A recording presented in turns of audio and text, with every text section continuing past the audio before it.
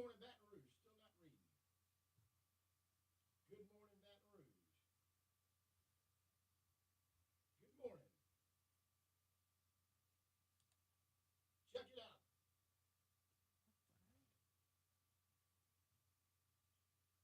All right. Not sure. Hit the button. I think you're muted. The blue one. Good morning, Baton Rouge. Talk 1073. Sorry about that. We had a button pushed. We didn't realize. This is what happens when you get Brian out of the studio. Y'all, I'm David St. Romain. Glad to start off the morning with a glitch right off the bat. Love it. Awesome to be here with my man, John, right? Is that John, JP? John. Let's go with JP. Let's go with JP I think this it was, morning. I think it was established on Friday. Little name change here. That's cool. Well, Rebranding. DSR, David St. Romain, hosting in place for Brian Haldane on Talk 1073. If you're getting up with us, waking up, you're going to have a great day today. It's Is it Monday morning? Yeah, it's Monday morning. Wow, it's the way the week has started already. But early morning for me, not normal, but I'm excited to be here. Got my coffee, got a few things going. Excited to be here today to talk about some great things. We got a lot of good guests coming in. We're going to cross a lot of different sectors, a lot of different industries today. Talking about school coming back in. We're going to talk to our CAO of City of Baton Rouge, Charlie Davis. We're going to talk to some music stuff with Kyle Rogers from Lamar Dixon. And then we're going to get into a few other things around industry and community stuff. So excited to be here once again. David St. Romain filling in for Brian Haldane. Let's get started with, let's do trending stories. Come on.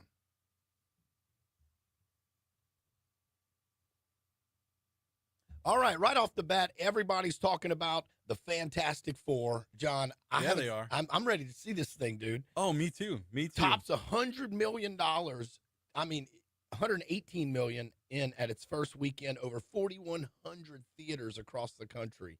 That's crazy. Yeah, and I think it exceeded the 2015 release. They How many movies do they have now? I want to say this is number 5, if I'm not mistaken. So why don't they just call it Fantastic Five?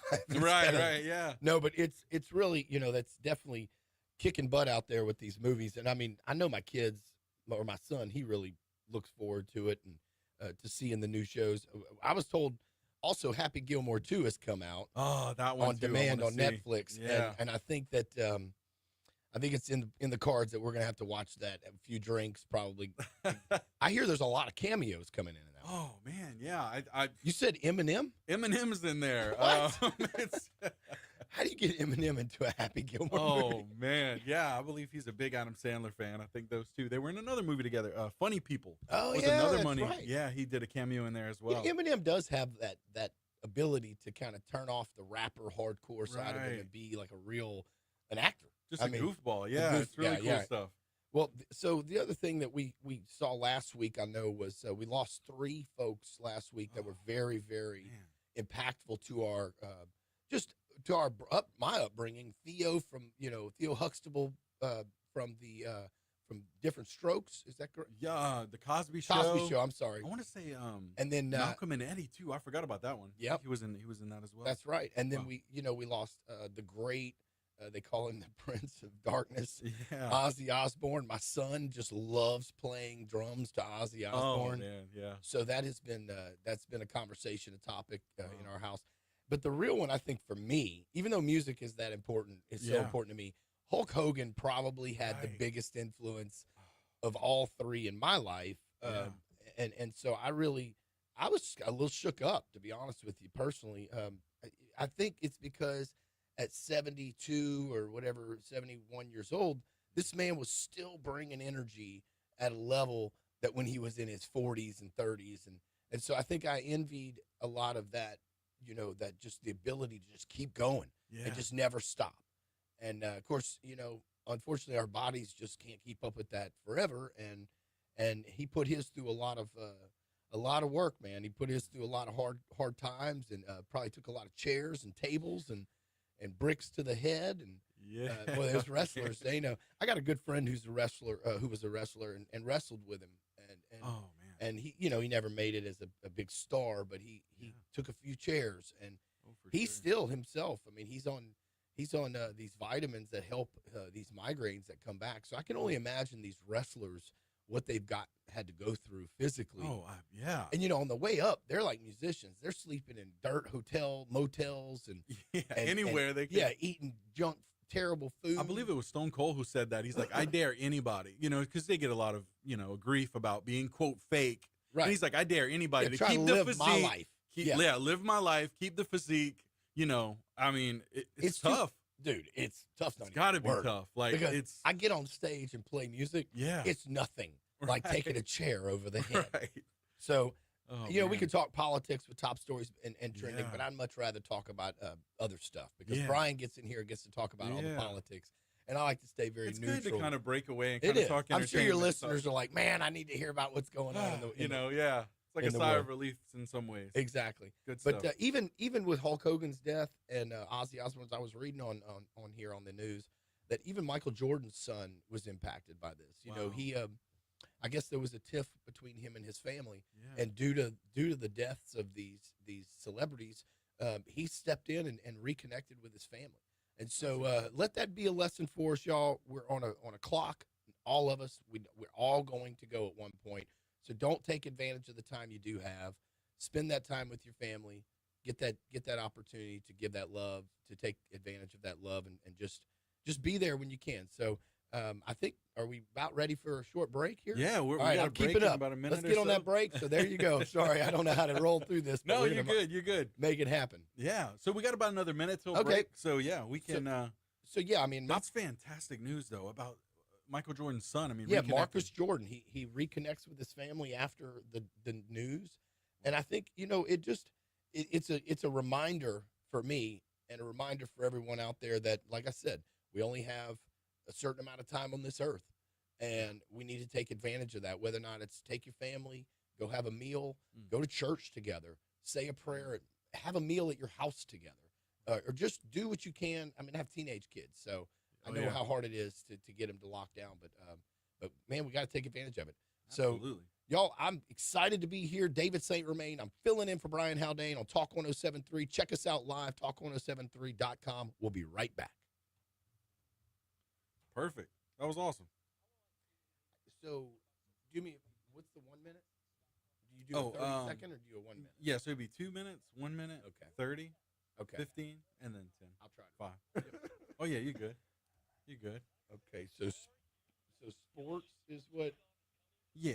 I don't know much about I'll be honest, I really don't either. I never know much about sports at all. Well, y'all have- That's why I'm like, man, I get giddy when we start talking entertainment and like things like that. I'm like, oh yeah, we could do that all day. How long is this sports segment?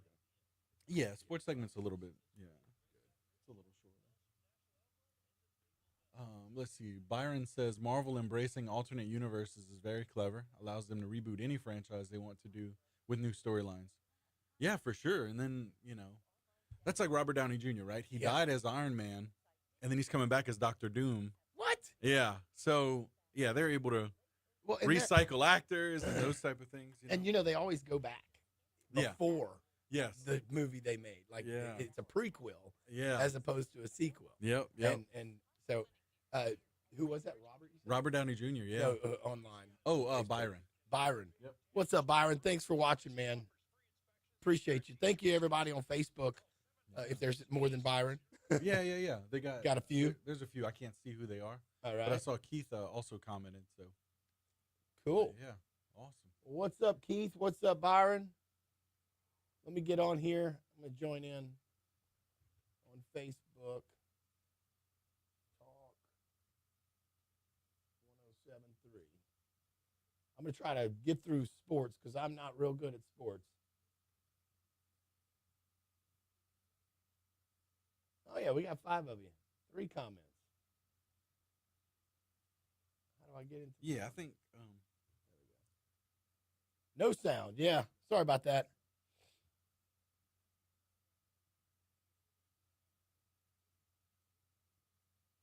Marvel embracing alternate universes is very clear. Oh. Speaking of alternate universes, I was watching a show called Mr. Robot. Oh man, I heard about that. Rami Malek, I believe. So good. Man, I mean, if you can get through the slower sort of like it's kind of a slow burn. You Yeah. have to really, and it's a lot of conspiracy stuff. So you have to watch it, go through it. Yeah, man, he's a really good actor. He's a great The fact that he played Freddie Mercury, and he was in another movie with Lawrence Fishburne, The Amateur. The Amateur was really good, man. Oof, so good. Yeah, I got ESPN pulled up. So. Jiro joins. I don't know who Cece is. Who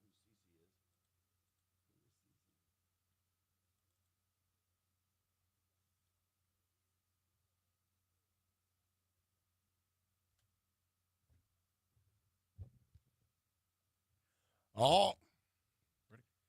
All right, welcome back, y'all. Talk 107.3. David St. Romain filling in for Brian Haldane this morning. Excited to be with you. So I think we should get into sports. We don't talk a lot of sports here because we've got a sister station with a sports station. So I try not to act like I know anything about sports. Thank God we got Moscona and all the boys over there who actually know what the heck they're talking about. But I do want to get into a couple of things. Looks like Ichiro Suzuki has now become the first Japanese-born player to be enshrined in the National Baseball Hall of Fame on Sunday. So congratulations to Ichiro. I've got a few of his cards. I love being able to see some of those great cards coming out that they put out on these guys. So Kansas City Royals decides to keep Lugo on 2 years, $46 million, dude. $23 million a year. Wow. John, I need that job. Man, I'm telling you, right? I'm in the wrong business. I should have been. You and I both. I should have been working out when I was a kid. Wow. Yeah, man. So let's see who else we got. We have an ex-convict. I don't know how to say his name. Qawyi. Kawi. Ex-convict becomes a champ, but he dies. Who became a champ? Excuse me. Dies at 72. So another Hall of Fame fighter. And he was an ex-con. That's pretty awesome to turn your life around there. Mike Trout, one of my favorites, probably one of the highest baseball cards selling. His card sold one time for like 8.2 million. Yeah, it was crazy. That was early on in 2020 when they were just really kicking back in. Wow. Mike Trout reaches 1,000 career RBIs with a towering homer. Incredible, man. Cal Raleigh belts 41 homers. 41st home run. Our boy, I was talking about David DeLucci earlier. David was a not a Hall of Famer, but he was they call it oh man, I forget the name of it, but when you have like a amount of home runs that are like champion level. I don't know what the name of it. He can call me later and let me know. I know he's out of town. We tried to get him in today, but he's out of town because now he's moved on into the politics, and so he's now a councilman for St. George. David DeLucci, retired baseball player. So the Red Sox beat the Dodgers 4-3 on Sunday. Let's go through some of these games. Yankees beat the Phillies 4-3. Detroit Tigers beat the Toronto Blue Jays 10-4. Boy, that was a good, I wanted to say an ass whipping, but that was a nice butt whipping right there. Padres gets the Cardinals 9-2. Angels over the Mariners 4-1. And the Mets beat the Giants 5-3. What that's in Major League Baseball. Women's NBA. You got, I don't even know some of these teams. The Sun beat the Valkyries. Fever beat Sky. Aces beat Wings. Mercury beat Mystics, and Dream beat Lynx. All of those, I don't know if you keep up with that, but WNBA, John, I never have. Other than when Caitlin Clark came along, that's when I started. That's right. I feel like that's when the spotlight really got shown on the WNBA for sure. Yeah, we have, and I think, if you look at what they're paid over there, it's pretty sad, to be honest with you, because I think they're drawing a lot of people into their arenas now. At least that's what the news says. So if that's the case, I hope they do increase these ladies' pay. I think they deserve it. Absolutely. So yeah, I mean, sports. I'm looking forward to LSU football season coming back in. I'm looking, if you're in the Capital City region area and you don't like LSU, you need to move. It's as simple as that. You're not living in the right area. Go ahead and move on to New Orleans and be a Tulane fan, or you can go to Lafayette, become a UL fan. But if you're living in the Baton Rouge area, you must be an LSU fan. And, if you know me, I have always dug in with LSU, some of our other jocks over at sister station there, 98.1.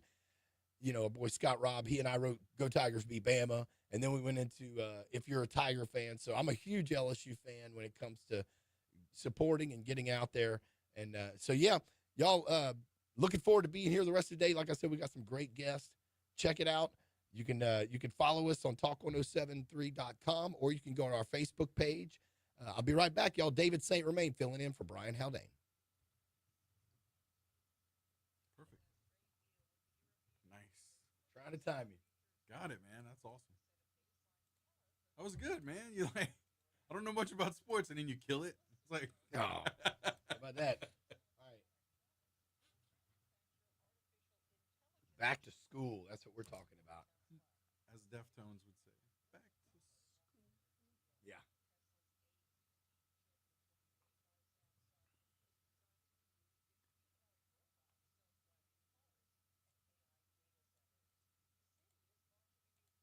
I like these short segments early on. Oh yeah, because it's a good, it's a good hitting. Yeah. I feel like I'm moving all right this morning. All right, Facebook. Still looking at 5 folks, or not just frozen there? Oh yeah, it's gonna fluctuate. Hey. It'll fluctuate.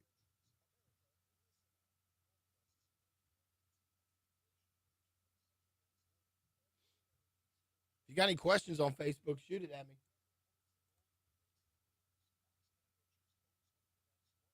Yeah, it doesn't really let you, so it won't let you see who's on. Yeah, I can't really see this. Good morning, Facebook.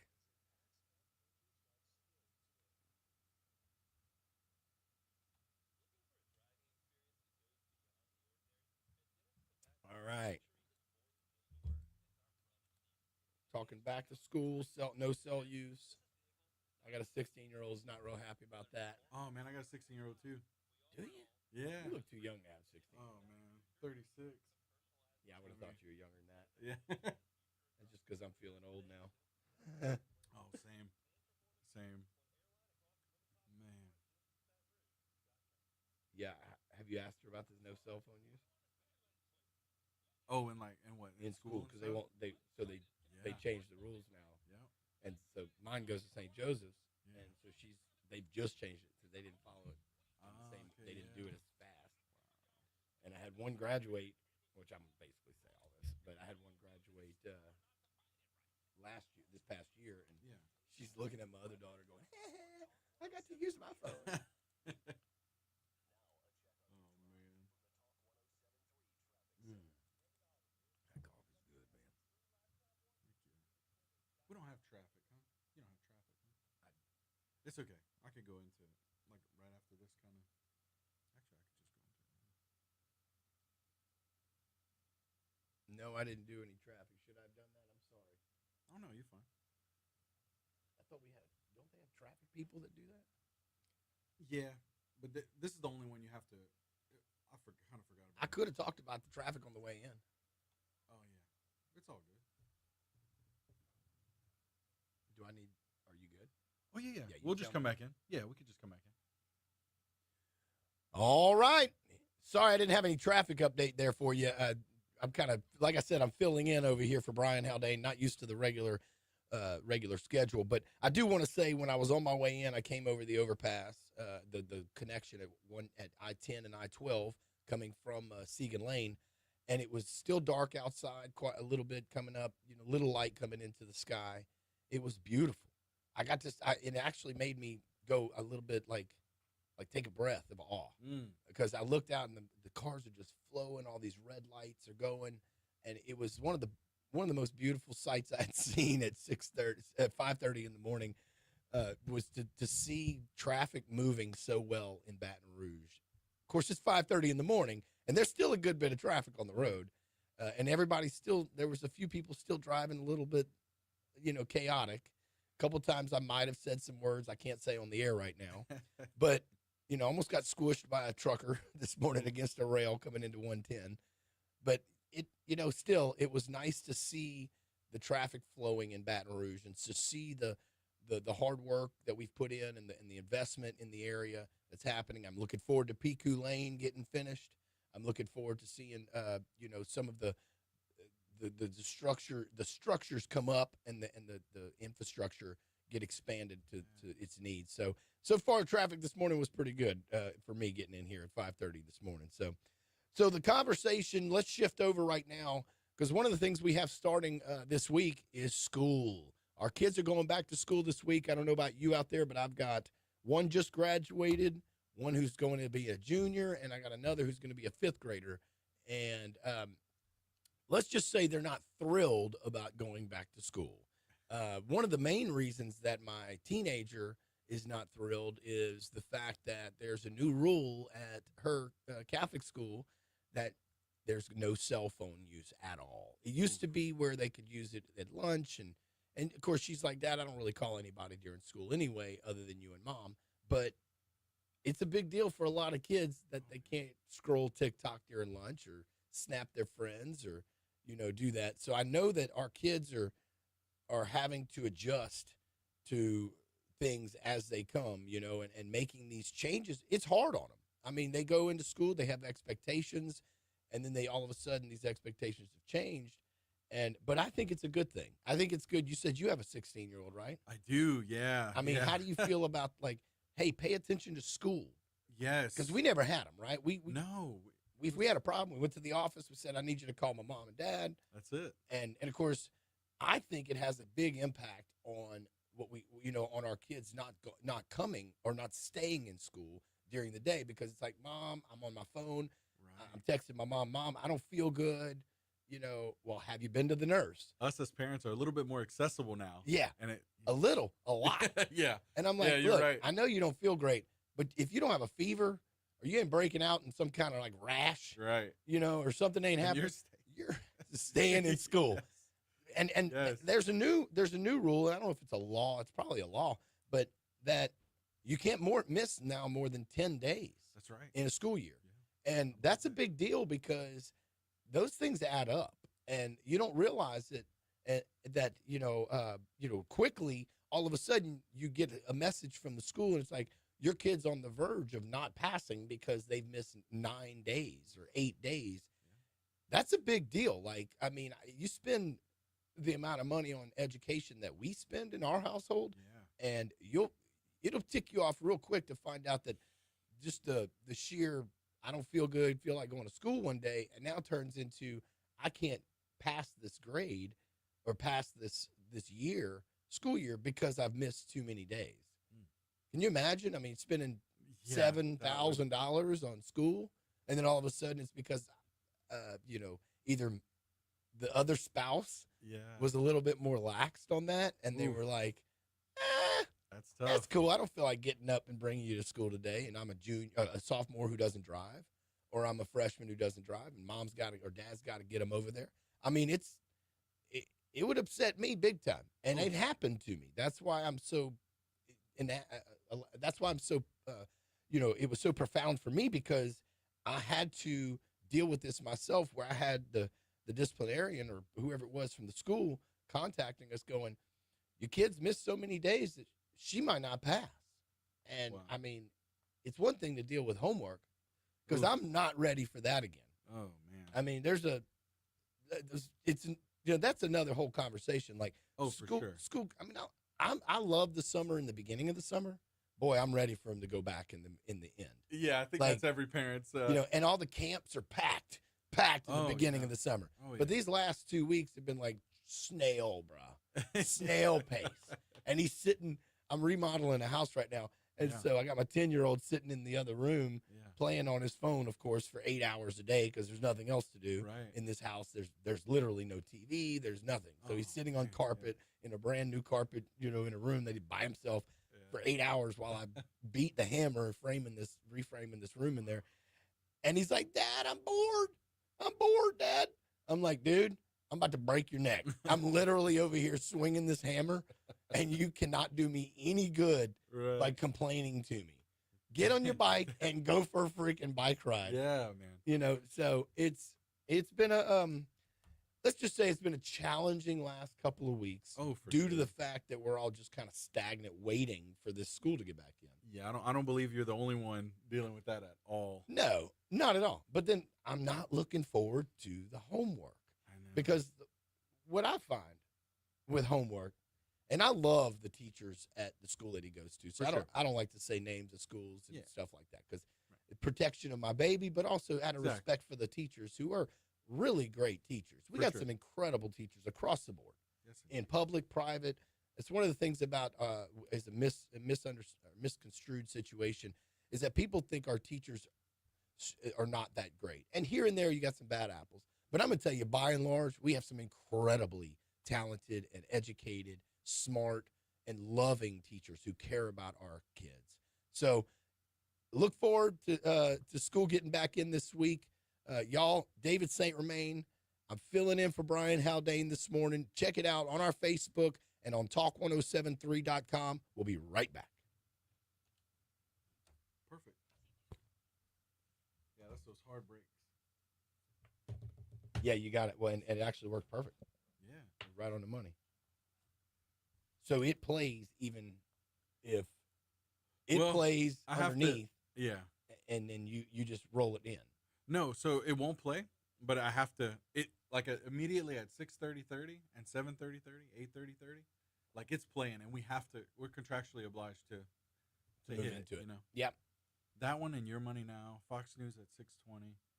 So yeah, 6:50, 7:50, 8:50. That'll be the Okay. Your We Money got Now. Charlie Davis coming in.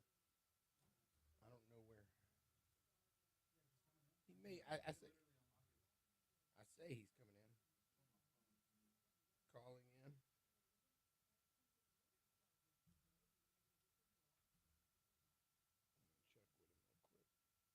Check with him real quick. Charlie Davis, he's our chief administrative officer for the city. Kind of just want to talk about what the city's got going on, what their plans are. I love Charlie.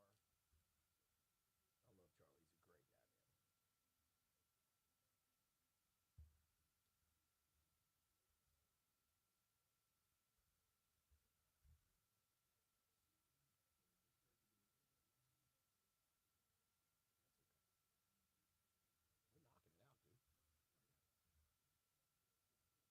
You and I, we do well. You and I have always done well together.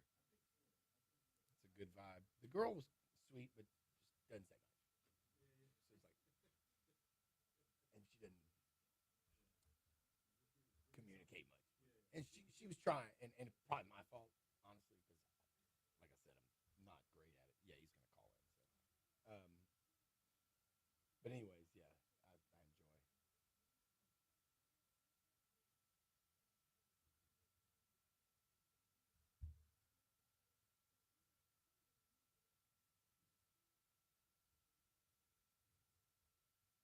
I'm just gonna give him the reins. Oh, Say, nice. what you want to talk about? Yeah. What's going on over there at Sid Edwards? Sometimes that's the best interviews where you just let the guests just kind of like Yeah. Here's Well, the and floor. Charlie's very smart, so Yeah. he's gonna do well spoken. Facebook. Have any of you been keeping up with Brian's Big Adventure on Facebook?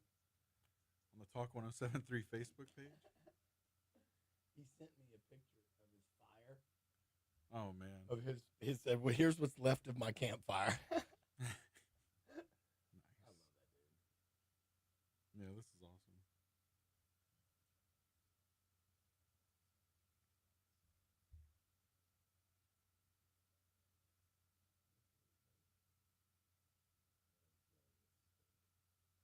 Man, his barbecue looks fantastic. Yeah, he was doing he said, I saw that video of him doing the grilling, Oh yeah, the yeah, burgers, and they're all sitting at the table in the RV, and they're like, yeah. the daughters and his wife. Yeah, They have man. to play along. Yeah.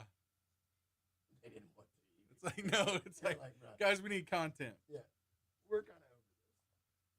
That's funny. My kids would be the same way though. Oh man.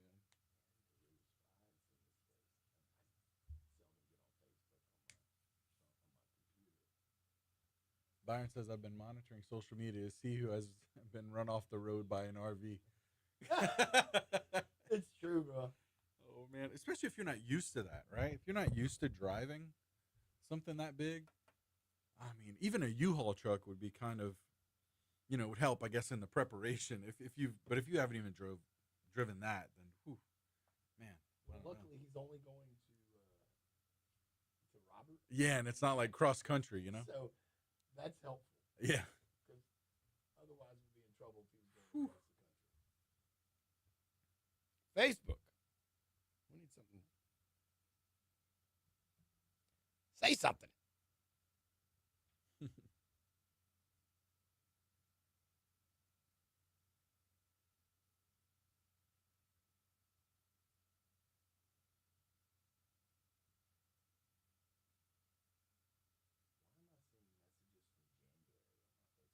Oh, wow.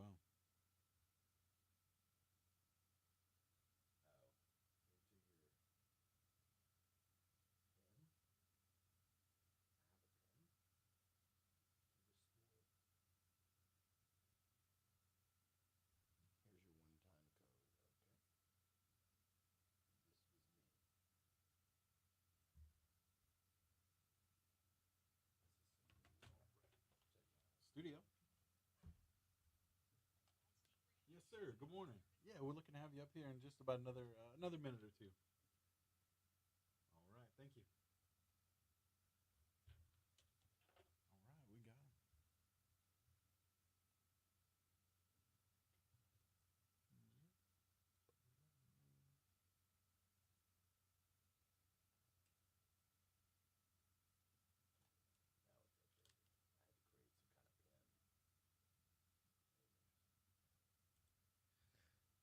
What's up, Facebook? Good morning.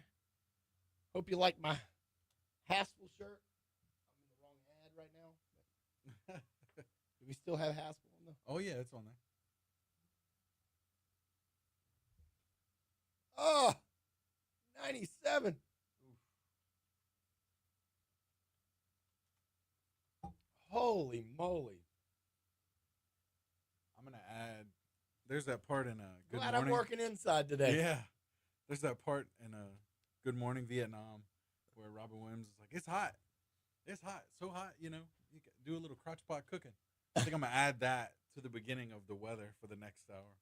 That's awesome. Oh, man. All right. Here we go. Here we go. Here we go. Here we go now. Here we. Yeah. That's funny. All right. We ready? Let's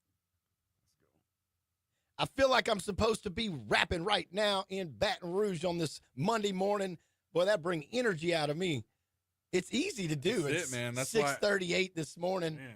First thing this morning, I'm like ready to rock and roll. You get, you put some Dr. Dre on the. I try to put some bangers in there, man. It's a morning Louisiana, show. Yeah, that's it. It's a morning show. Party. Man, that's right. Y'all excited to be here. David St. Romain filling in for my man Brian Haldane on Talk 107.3. We got a great show coming up for the rest of the day, but right now I'm excited to have join me the Chief Administrative Officer for the City of Baton Rouge and the Mayor's Office, our great friend, Mr. Charlie Davis. How you doing, buddy? You there? Man. Oh, good. There you go. How you doing, Charlie? Good morning to you. Hey, I'm doing great. Sounds like you're getting the whole city rocking this morning. I'm telling you, man. You know me, dude. The last time I saw you, you came up on the stage after my Live After 5 performance, and dude, we hadn't stopped. It's like I'm continuing it on. I know. So you've been up all night parties. You get up early this morning to host the show. I hear Brian's out on vacation in his RV somewhere. Dude, Brian, could you imagine Brian driving the RV to Robert? He didn't go very far. Thank goodness. We were talking about how many people he probably ran off the road. Luckily, he didn't have to go too far. But Charlie, how you been? How's it going down there, downtown Baton Rouge? It's a wonderful experience. It's such a motivating job for the mayor and our office to be able to help so many people across the entire city parish. And it's just, Coach is an incredibly hardworking guy. Probably most football coaches are, and so he just never stops. I mean, he's constantly at events. constantly giving speeches, constantly meeting with people.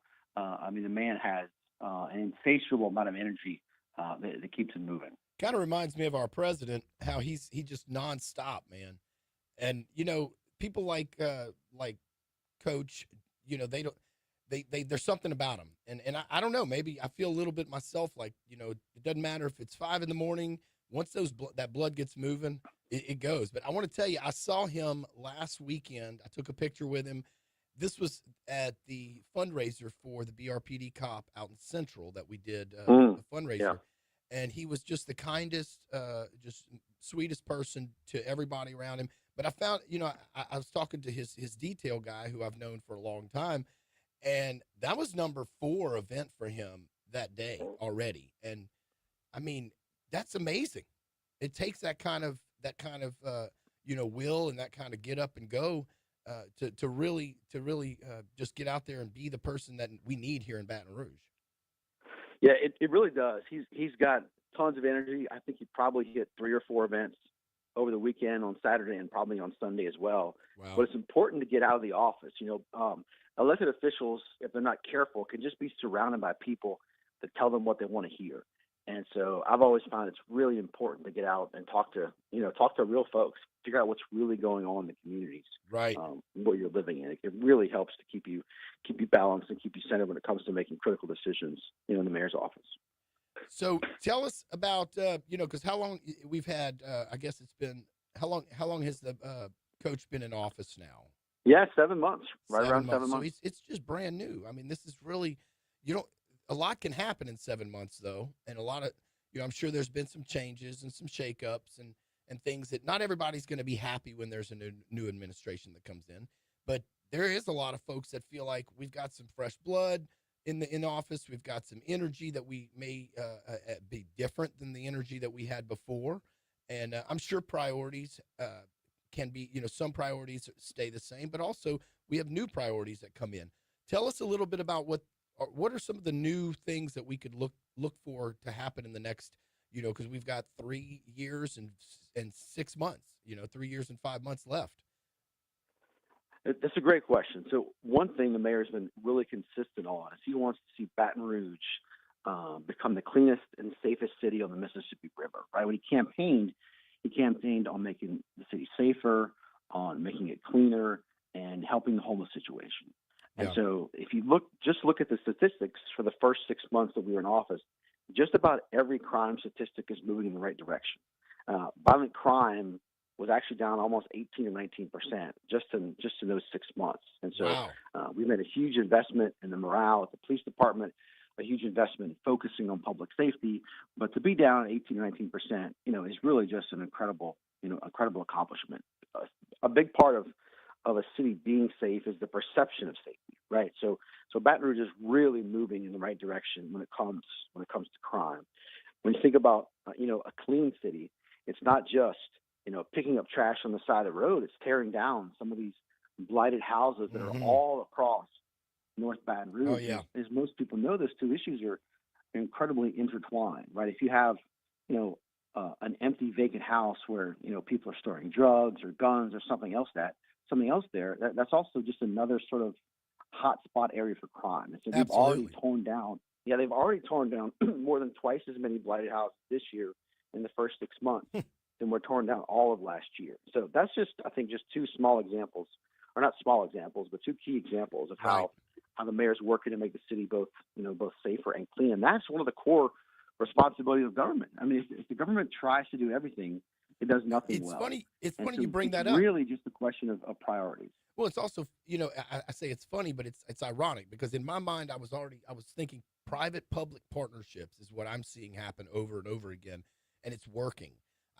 We see, when I live out in the Seagan Lane area, so when I get on the interstate right there, and I see the volunteers cleaning up the street out there on the interstate, by the interstate, and I see those clean up, I forget the name of the nonprofit, but it was just a lady that started cleaning up the road, and all of a sudden it turned into a priority enough for people that they started joining. People would stop and they'd help.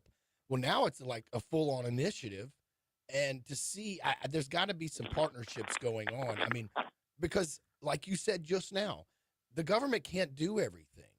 And as community members, it's really our responsibility to assist when that when that's needed.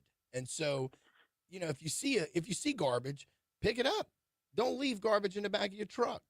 Like pick up, and all those things. Um, hey, can you let our next guy in? So, if you have an opportunity to step up and from a safety standpoint, or even from the blighted property situation, I'd love to see more.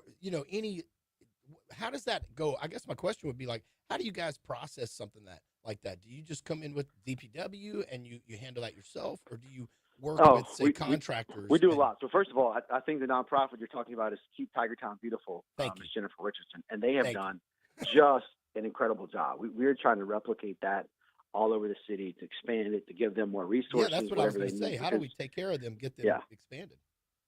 no, it's amazing. It's a really, and it's what happens when, Louisiana, especially in Baton Rouge, we have some of the most generous people in the country. Yep. This is a very, very giving society.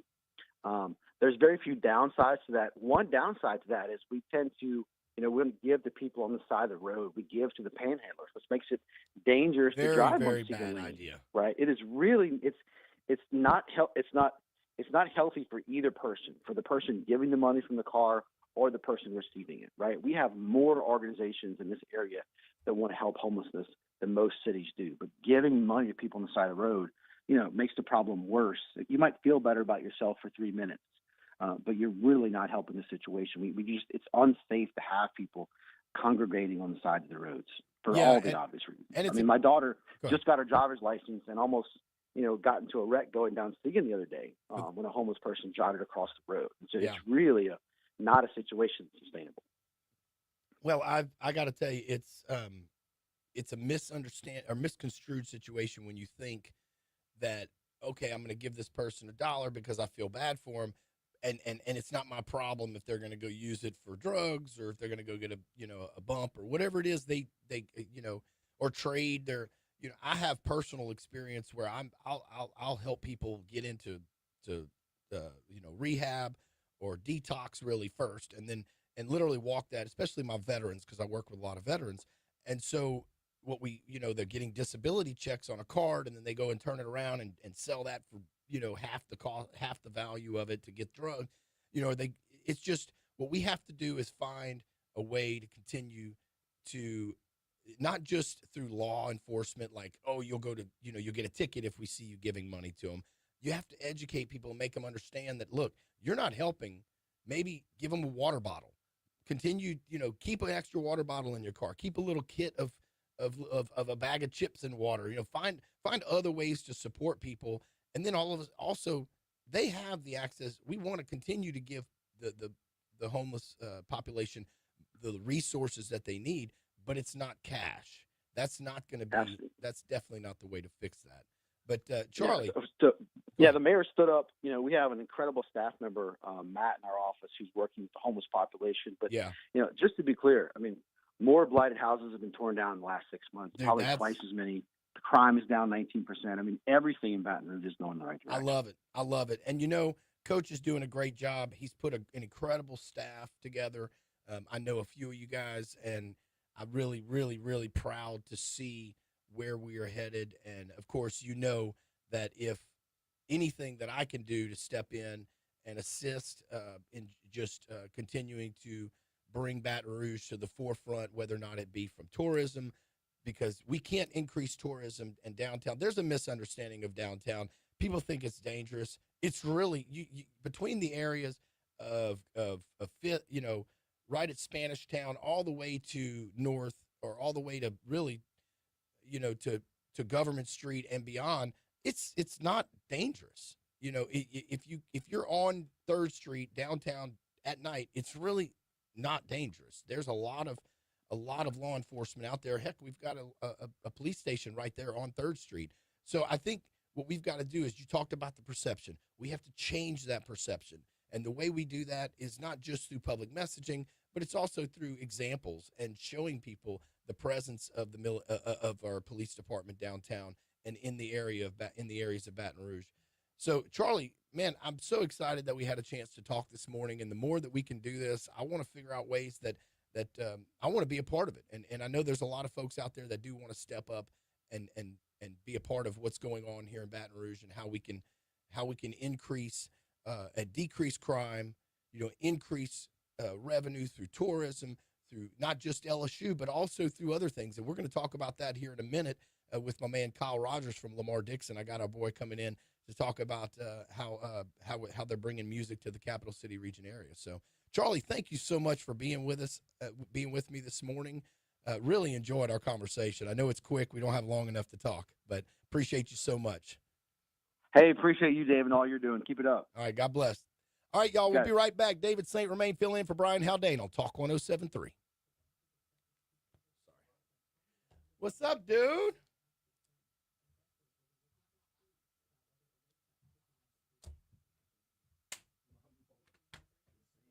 You go to the Bahamas with him? Somebody's got to actually work. I'm trying to figure out the dynamic. You got Lily. You got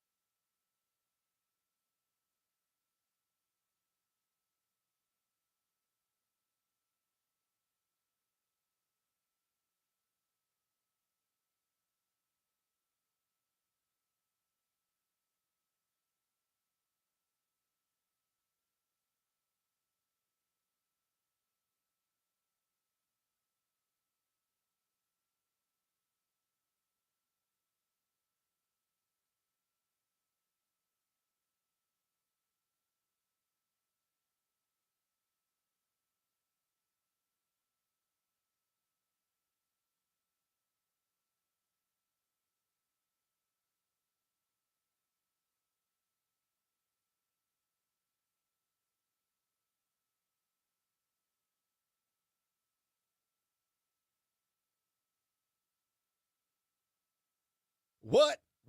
Here we go. Here we go. Here we go. Here we go now. Yeah. Yeah. You thought that was part of the track, didn't you? No, that was me live in studio on Talk 107.3. Y'all, David St. Romain filling in for my man, Brian Haldane. I guarantee you Brian does not have that energy that I have. Am I right, John? I mean, Dude, I don't know, no man. way, Brian. You just don't want to turn on your boy because you got to see him. I don't want to, man. That's it. Y'all Treading excited to lightly. be here. As you can hear, my coffee's kicking in. I don't take Adderall. That is true.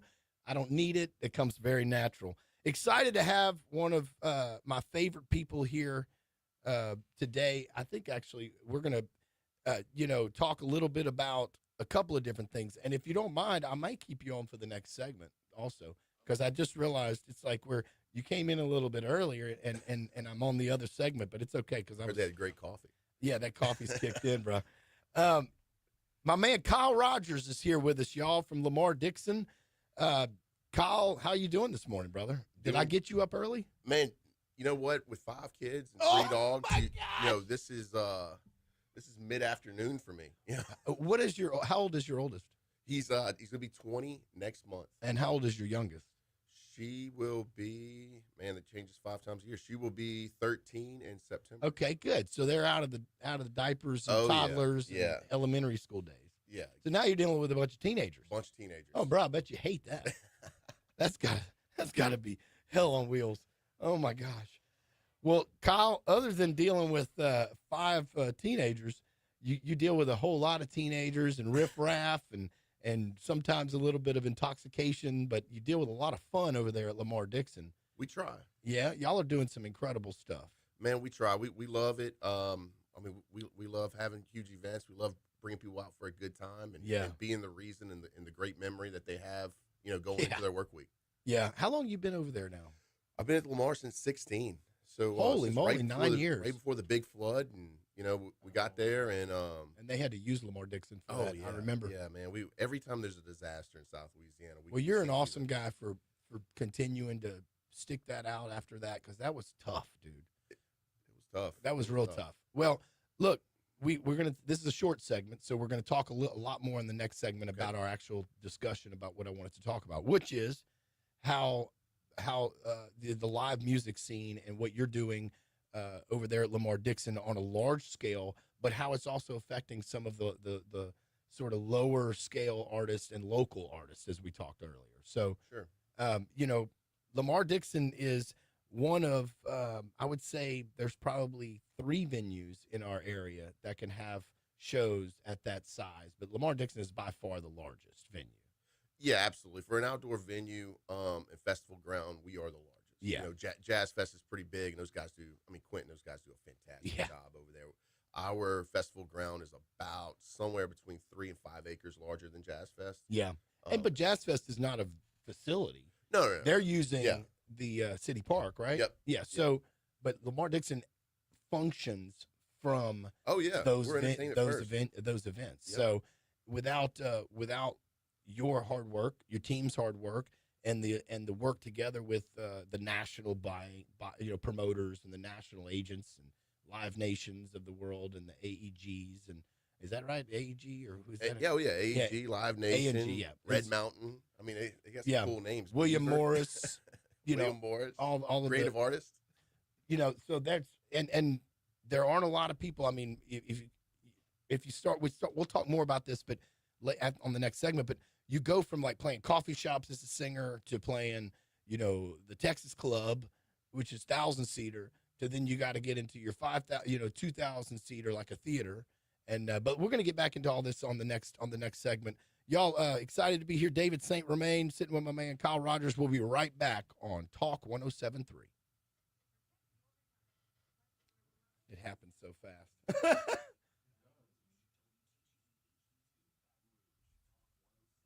glad we got 2 segments. I was going to talk about social media and kids. Oh, yeah. Man.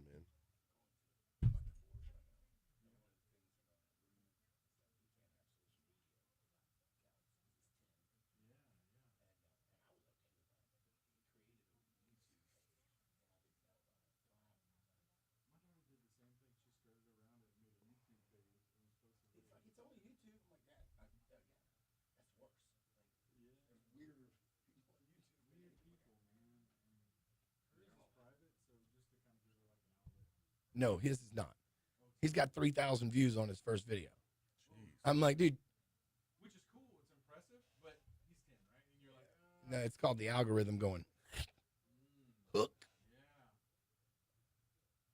Because once you get that little taste of like, whoa. Yeah, fame. I mean, another one. It's a version of fame. Yeah.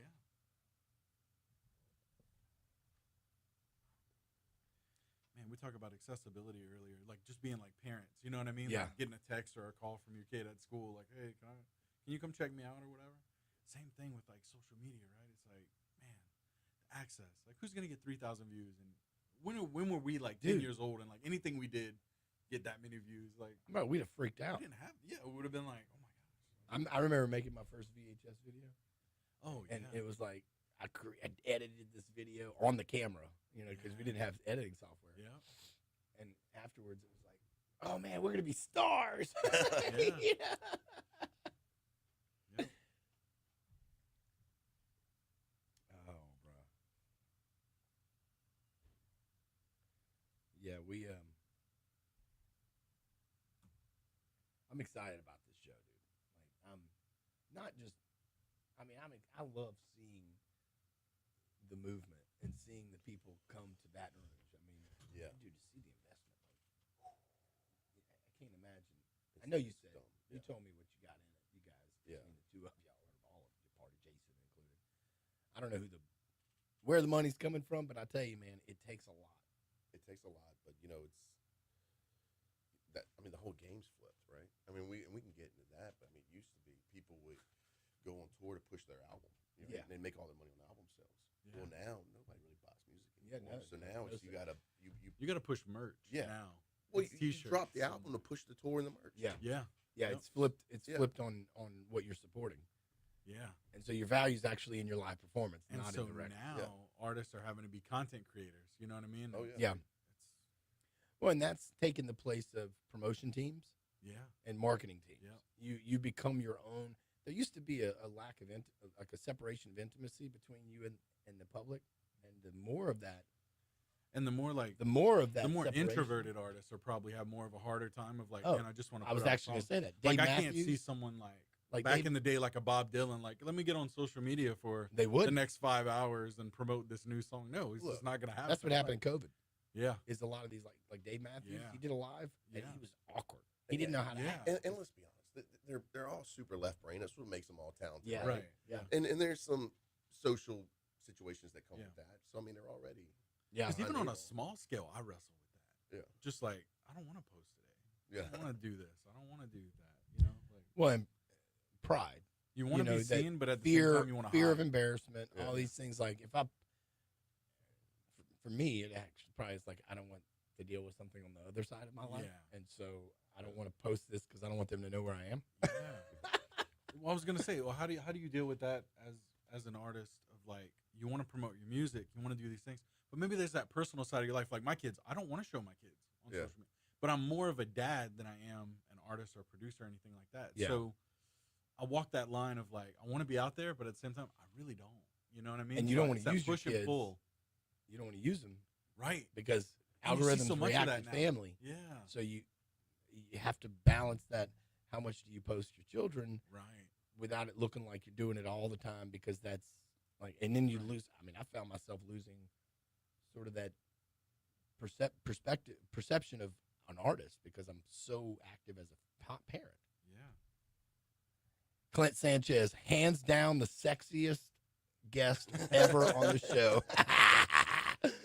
Clint, Needs to get out more. you need to get out more. Good morning, I Renee. love it. Troy, I love it. Man, we had some good comments coming in. What's up, Renee? Yeah. Second hour. Here we go. All right, welcome. Am I on? Yeah, I'm on. Okay, yeah, good. There we go. Welcome back, y'all. Talk 107.3. David St. Romain filling in for my man Brian Haldane. I got my buddy Kyle Rogers in here from Lamar Dixon. We're talking about all of the great music stuff that's about to happen in October. Tell us about Boots on the Bayou. Everybody's been talking about this. We got some huge artists coming It's a to the wonderful region. collection of artists. And I mean, I hate to even say from top to bottom, because there's no bottom. I mean, No. these guys, they're going to be rocking all day long. It all depends on if you want to hear the rock music for your lunch or your dinner. It doesn't matter. Yeah. It's going to be all day long. Yeah, we're excited about it. It's a huge lineup. Arguably, I'd say the best festival lineup in the country right now. And yeah, man. I mean, you put two of the biggest country artists on the two headlining Those spots. are some whales, dude. Those are some whales. I mean, Cody Johnson. You have people who love Cody Johnson from 13 years old that are massive Cody Johnson fans all the way to 75, 80-year-olds. I mean, I know my kids, my teenagers love him. And I mean, they're coming to me with country, like straight country, Texas country songs. I'm going, where the hell did this come from? Yeah. You've been listening to freaking CO or whatever, some rapper out here, and all of a sudden now you're listening to like straight barroom country. Yeah. And I love it. Absolutely. It really crossed a lot of paths. Absolutely. And we put him with Parker's going to be in direct support of him. Parker McCullum. And, he's Texas. Heartthrob for all the girls. Oh, dude, you want to talk about the sexiest guest you can have right there. That's the guy. Hey, man, I just want to hang out next to him. Yeah, I'm telling you. He's a giant guy. Although I might look like twins. Yeah, we've had Parker a couple of times. He does a great job. But having the combination, I think him and Cody have a song, a little collab that they've done, and it's taken off, and that'll be fun. And maybe we talk about doing it at the show. It'd be great. Yeah, that's awesome. And then, of course, the icon, Chris Stapleton. Dude, I don't care what Apple, station you have on or Alexa station you have on. It could be,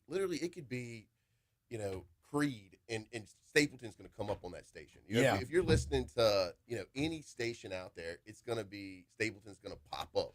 Oh, yeah. Like Where's Waldo, man? Dude, it's true, because I listen to Christian sometimes on some Christian music. And yesterday I was in the house working on and it was just rolling, and all of a sudden Stapleton comes on. I'm like, bruh. No, he's everywhere. Yeah. He's everywhere. Something special about him, I want to tell you. He has a foundation called Outlaw State of Kind Foundation, and it is ran through the Community Foundation of Middle Tennessee, and he gives to the Baton Rouge Area Foundation. His foundation donates to BRAF, so he is investing in Baton Rouge. Chris Stapleton. Most people don't know this stuff. I know this because I went after a grant myself, because all of his funds go to veterans work.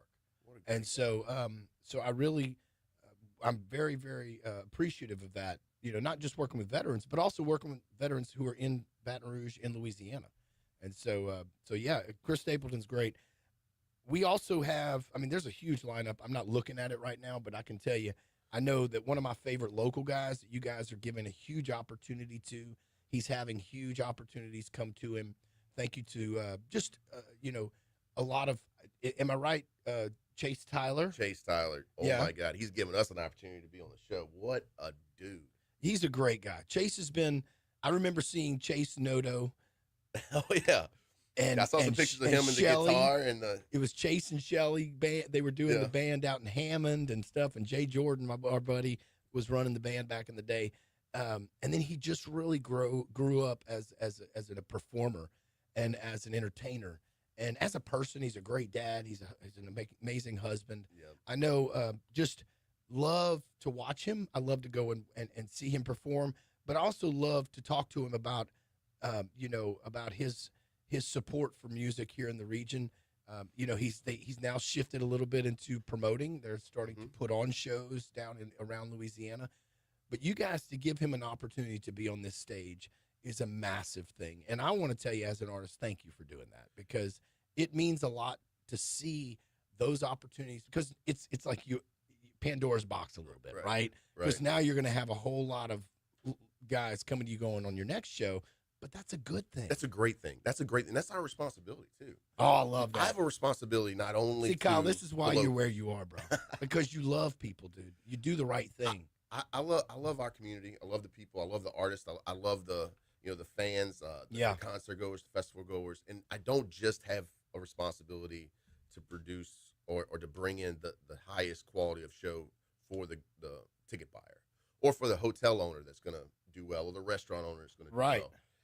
The local artists, we have a responsibility to put the local artists on these shows. We have a responsibility to, and I'm saying local art. I mean, like, look, Chase got some original music that's fantastic. I mean, it's Oh, not yeah. like he's up there doing, karaoke. No, I mean, no. the guy's talented. Oh no, He's got all some over the great stage and he's original doing songs, things. for But sure. we have some talented artists in South Louisiana in the Baton Rouge area, and dude, I look forward to trying to get those guys, networking, rubbing elbows with some of these larger Nashville acts. Yeah, well, and it's not just, hey, we're going to put on a local show with 5 locals.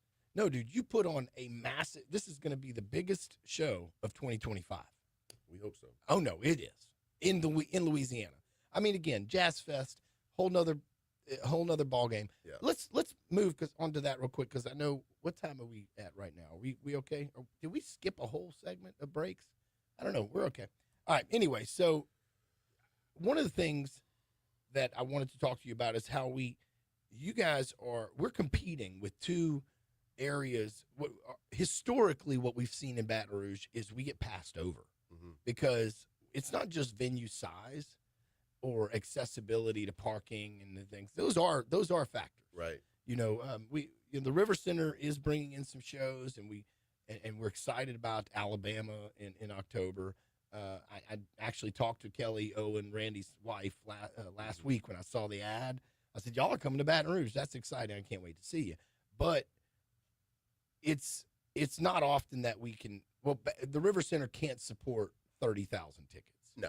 And so if when you go, like I said, from coffee shop to Texas Club to a 2,000 theater seating, then you go into the River Center. Then from there, the biggest thing you can do is festival or get into an outdoor venue like yours. You're not just bringing, like I said, 5 local acts and trying to put on a festival with local acts. You're actually bringing all the major acts and then taking that one local act and giving them that spotlight. And you're going to have opportunities that are going to continue. It may not be as big as Boots on the Bayou in October, but it may be that you have. I remember seeing Kane Brown there. Oh yeah, back when Casey and I think it was Tony Gyro brought him over. No, it was Guarantee Media. Oh, Guarantee Media brought. Okay, Yeah, excuse me for misquoting that, y'all. Oh, yeah, sorry about that, Gordy. No, that was Gordy, you're I'll give you love. You're getting your legs cut out here. Right. No, Guarantee Media brought over Kane Brown, and we were excited about it when we. He was a cool kid. He's awesome. And that was right on the cusp. Oh, that's where we try to catch them. For our indoor side, we try to catch them there, right? So we've done it a handful of times and have been extremely successful with it. I think Chase was on that show too. Chase was on that show. Chase did a great job. We did another one. I tell you what, we had one. We released the show. Nobody knew who the kid was, and then 2 weeks later, he sold out, and it was Bailey Zimmerman. Of course. I mean, and it was like one of those situations where I started telling people, I'm like, hey man, I got this kid. He just came out with this, cool song and yada yada. And then next thing you know, it hits the radio. He hits a couple number ones. I saw him open for Morgan Wallen. Like, dude is he's an actual heck of a performer, bro. Talented cat. I mean, you may not be into all the songs. I'm not into all these songs. It's not about that for me because my kids are in. Oh yeah. Or the next kid or the it's like, again, what I love seeing you're doing is you're bringing opportunity to people that they've never had. People like me. Yeah. It means a lot to me. I mean, yeah, I'd love to be on that stage myself, and maybe one day I will but whatever God's got in store for me, great. But I love what you're doing, how you're bringing this opportunity to people who I didn't see that when I was younger. I didn't see major level, national level promoters, venue buyers like yourself, giving local people opportunity. And that is a huge thing, dude. And I think it's going to go a long way because you're going to find people are going to support you also. You're going to either get support from people like me here or downtown where we can help raise resources, find partnerships, ways to support it. But, man, I want to thank you for coming on today and talking about. Tell us the date. What is Boots on the Bayou? What's the date? It's going to be October 31st, November 1st. Awesome. This year, it's the LSU bye week. Oh, good. So, no football games to compete with. We'll be running. Where do you get tickets at? You get tickets. Go to botbmusic.com. botbmusic.com. October 31st, November 1st. Check it out. Boots on the Bayou at Lamar Dixon. Thank you, Kyle Rogers, for coming in. I appreciate you, brother. No problem. All right, we'll be right back. David St. Romain on Talk 107.3. I can go on and on about that. It's a good one. It's a good one. I can go on and on about it. All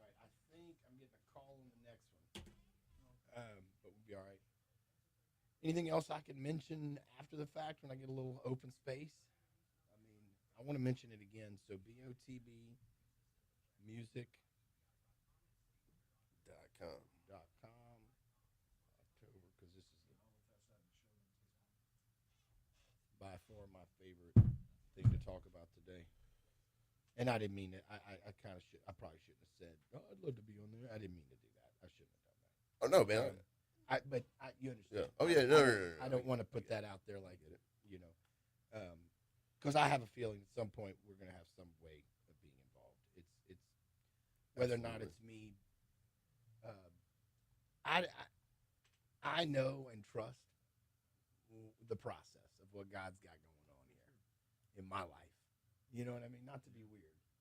It's true. Like I know where I'm at, and everybody has a different role, you know. All right. I'm talking LAA, Louisiana Arborist Association. There it is. Okay. On the next one. And who is it? Scott Courtright. COURTRIGHT. You gonna hang out? Whatever y'all want me to do, man. Well, yeah, we're done. I'm gonna talk. I got a 5-minute segment. I'm gonna talk about a book that I fell in love with. That is very good for any artist or anyone who's on the front scene. It's called "Ego Is the Enemy" by Ryan Holiday. I heard about that. Incredible book. We'll check it out. Yeah. All right, bro. Let's. I know you got a lot going on. Let's catch up. Yeah, man. Grab lunch. I'll come out and see you or something. Yeah. If you ever want to do this again, let me know. We'll Yeah. talk shop. Nice Thank meeting you so sir. much. I'll. Well, since Gareney's doing the pre-party, I would imagine that. Yeah, that's another thing I wanted to hit on was the tailgate party because Gary's doing it. Okay. I'm gonna make a note of that. I've got that 5-minute segment at the end of the hour. I'll probably throw that in there. Brother, thank you. You too, brother. Anything I missed that you need me to say, let me know. Just text me. All right, bro. All right, brother.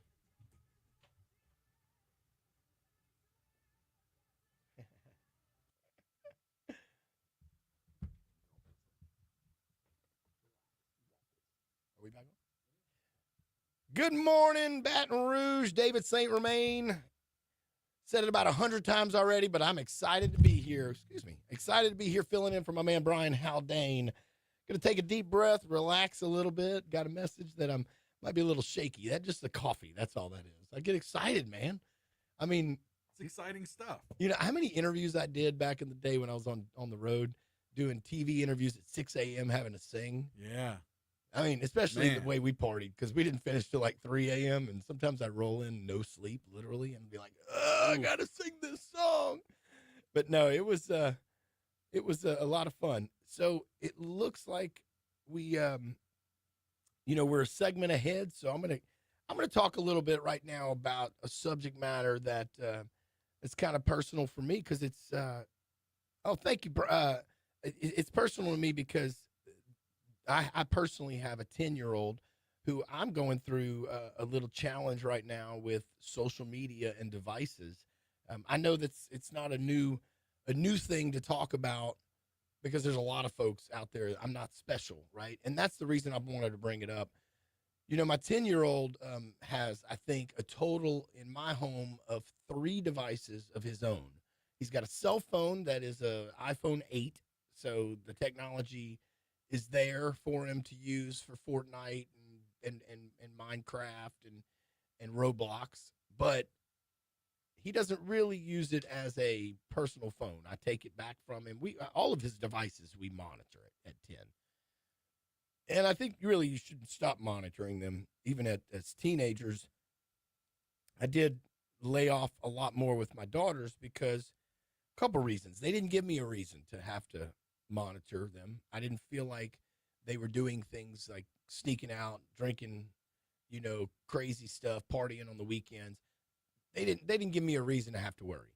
But a 10-year-old, it's I want to preemptively, hit it off at the pass before it happens.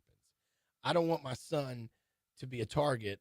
And so with social media specifically, what is the age where, John, I'm going to ask you because, and if you want to call in 499-1073 and you want to give your opinion, we have a few minutes We got about 10 more minutes on this segment. So if you'd like to call in and give us your thoughts, I'd love to hear your thoughts. Give us a call, 225-499-1073, and we'll take your thoughts on this. But to give you my own thoughts or my feelings about it is that what is the age that it's okay for a kid to get a social media account? Whether or not it's, they're not on Facebook, most of them. They're really not even on Instagram, most of them, especially boys. It's Snapchat, TikTok, especially TikTok not being American-owned. That scares me in a whole nother way. But YouTube is the hiding partner here. It's the one that sneaks in quietly, because YouTube is grabbing and hooking them through Mr. Beast, through videos of and I can't tell you the other names, but Unspeakable. Yeah, that's another guy. Yep. And they're not bad. I've watched a lot of these things, and I've looked at them, and bro, here for the most part, it's just rants and little jokes and playing little things against each other. What do you call it? They're just playing tricks on each other. Right. A lot doing of some pranks. Yeah. pranks. Thank you. Things That like was the that. word I was looking for. But the other thing that I'm seeing is there some innuendos around sexual stuff. When, a lot of these, if you get on podcasts, you get on Twitch. I mean, I get on a lot of these platforms, so I know. Yeah. I see it. You'll see these outfits on these girls. Yeah, I'm pretty anime. Anything around anime is sexual oriented. I don't care what you say. Oh, it is. Yeah. I mean, if you've anime, ever been to a Comic-Con, it's bruh. you already know. Yeah, I mean, you could Man. feel the pheromones in the air, literally. And kids are not equipped to recognize that because they've never been groomed, or they've never had that, that moment of that feeling of excitement, like what we feel when we get excited for another partner around sexual stuff. And I don't mean to be weird. This is real, dude. Yeah. Like my 10-year-old does not need to be learning about sex on YouTube from some rando person who's behind a microphone and a camera and in front of a camera. And so, my wife and I were talking about it, who's, she and I, we have the same opinion about this, because, and I use, and we're going through some challenges ourselves, and not to be too personal, but, our life is changing. And so with that change, we needed to stay into in a cohesive co-parenting situation. We wanted to make sure that we raise our boy the same way, even if we are in two separate households. And so, and I reveal that publicly, but not because I want that to be public. I want that to understand that even if you're not living in the same way, even if you're not living in the same household, you need to be raising your children with a cohesive co-parenting situation, because they're going to take advantage of that, first off, and those algorithms will take advantage of it, because AI is a son of a gun now. It'll hook them with the easiest ways. So here's my point. Out of the blue, I have a YouTube page, right? I don't have that many followers, actually, because I really don't push it like that. Right. But he has I have a secondary channel on my YouTube that he used for the last few years to watch these videos. So his playlist doesn't come up in my playlist. Because my playlist, you're going to go to, and it's like Rosary Thursday, Rosary Friday. That's what I use YouTube most of the time for, is to do my rosary, which sounds so cheesy, but I don't care. It's how I get my. Everyone has their right. I mean, I need when I'm down and going through this hard time in my life, that's really where I find my way, is through adoration and through prayer. And so that's what I use YouTube for. And I don't really want Unspeakable and all these things coming up in my playlist. So I created an alternate account for him. Well, out of the blue, there's a video posted from my son on YouTube. Okay. And he got it from a buddy of his. And I'm not upset at his buddy or his family, but they didn't mind their son doing that. And they were okay with that at the same age of 10 years old. And maybe they're monitoring it a little closer. But YouTube, it's dangerous. Just like any other social media platform, it can do, the public has access to it. So they're getting now access to your child. Now they're accessing your home. they're accessing what they see in that video.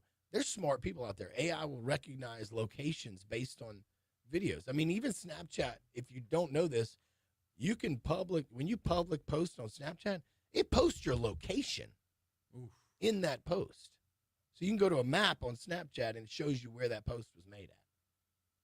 Oh, yeah. See, so dangerous stuff, man. I mean, all of a sudden, he's posting at school in the afternoons because he's in aftercare or he's in doing this or, he makes a post and now his location is posted to anyone in the public. Scary. So, those things, I don't need to warn you about, somebody's on our call here. I don't need to warn you about our kids and how they can get to our kids, but I'm curious, what is the age? 13 is the age that we hold our children accountable legally for a lot of law. Working in children's advocacy, I know this firsthand where we would see a child commit a crime towards another child, abusing a child, and under the age of 13, they can't be held accountable in the same way. But over the age of 13, they're held accountable. So is 13 a good age? There's everything changes. 8 is great, is a saying. 8 is great to have the conversation of safety. We do have a caller by the name of Floyd. Do you want to put him on? Yeah, let's put him on. We got a couple minutes. Let's go. Good morning, Floyd. How you doing? Good morning, brother. How you doing? I'm doing good. Floyd, tell me, I'm curious. Do you have an idea of what's the best age to give our kids the opportunity to have a social media account? I believe it needs to be a minimum age 16, and I believe before that access is given, there needs to be a talk from the parents to the child of expectancies, what we expect from you, and it still needs to be monitored. I run a pretty successful program called Protect Our Children. We have what's the name of it again? Protect Our Children. Protect Our Children. So we run. We have a race car theme. It's based out of Central, out of Walker now. Love it. But we want to try to end child sex abuse and trafficking. We want tougher laws and different penalties. But the biggest thing is to educate children. These pedophiles, and that's basically all you can call them. Yeah. They constantly go after our children. Bro. And I mean, you also have to look at it like this, with trafficking, that's a big thing to cartels and even local people now because they can sell drugs one time. You can sell a child 10 times a day. And that's the way it has to be looked at. If you want to protect your child and protect everybody else's child, we have to eliminate these 10-year-olds and 11-year-olds and sometimes even younger being on social media platforms, talking back and forth. I mean, we started this program. There was a young lady. She was, I think, 11 years old. She was raped by a 27-year-old guy in Central. He met her on social media, went to her home and picked her up at 2 o'clock in the morning with an Uber driver and brought her to his house and had her at his home when he was caught with the sheriff's office, which was behind his parents' house in an apartment. Those kind of things we have to end. Those are the kind of things that we have to fight for. And parents need to understand children of that age do not have the mentality to understand what's actually going on. Yeah. They're being groomed and they're being chased after. And, it's just like pictures. And I tell my girls are grown, but I have grandchildren that are, my oldest grandchild is 10 years old. She's a female. And I tell her all the time, I said, here's what you need to understand. When you get allowed to have social media, any picture that you take, anybody else can have. That's right. It's like a tube of toothpaste. You squeeze it out, it's never coming back in. Like, I'm very educated myself in this. We got about 30 seconds left on this segment. But if you don't mind, Floyd, I'd love for you to hang out for this next segment. Can we talk some more? Yeah, man, okay. Sure so, NECMEC is the national organization that tries to take down pictures for for exploited children. And we're gonna talk some more about that here on this next segment. But I worked personally for the Children's Advocacy Center for a long time, and I still know them very well. Hang out, don't go anywhere, Floyd. We're gonna be right back on Talk 107.3. You got it. My brother.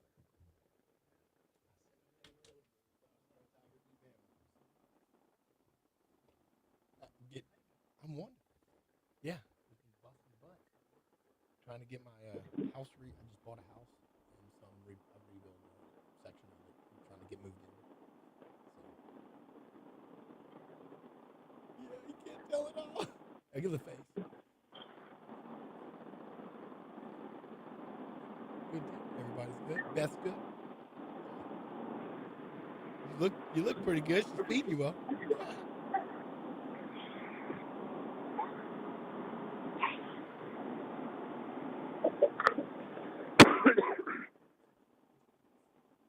Floyd left. No, I'm still here.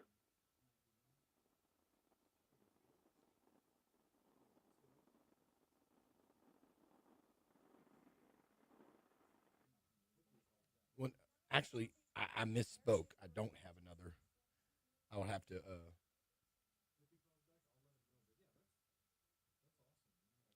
Yeah, that's awesome that they're. I mean, just out of the blue, he just comes with that Protect Our Children organization. That's killer. I want to have him on. Yeah. Love that, Floyd. If you're watching on Facebook, I don't know if you are, but yeah, I hope you are. This conversation, yeah, somebody's calling back now. This conversation could go on for a long time. Oh, okay, yeah, I don't know what happened. Okay. Hey, tell him actually the segment's not till 7:55, but I'd be down to have him back on talk during that segment. So David said he's got another segment at 7:55. Would he be able to talk to you then? Yeah, that'd be perfect. Mm-hmm.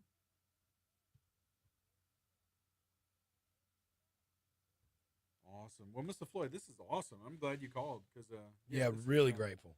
Yeah, really grateful about that. David was just saying that.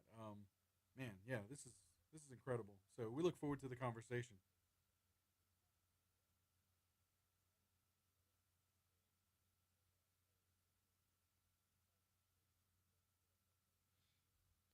That's right.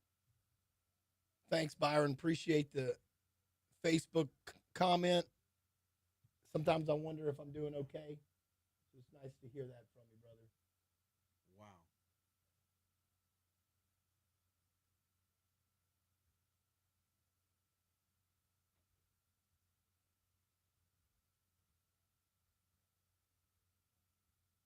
Because he knew what he was capable of, right? Wow. Wow. Yeah, we would love to talk about that story too on air because it's so important. It's something that I'm a father of 3 daughters. You know what I mean? So it's just, and it's something that I feel like it's not just dad just saying these things because dad's being overprotective. It's the reality, you know. And so yeah.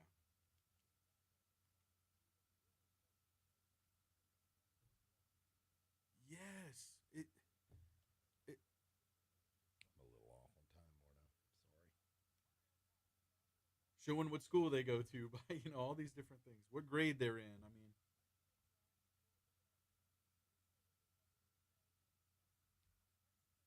scary.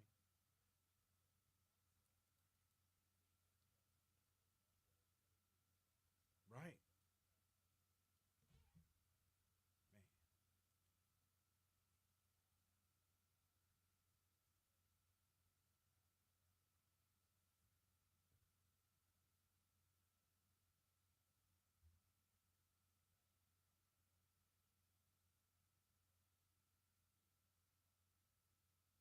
Yeah.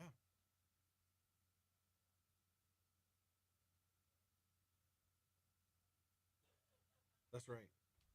And boredom could be a blessing, man. Byron, I'm just reading your post. You don't have anything to do. Go create something. Go, like at our house, we have instruments. We have different things at our house. Go play something. Go learn a chord. Go focus your attention somewhere else.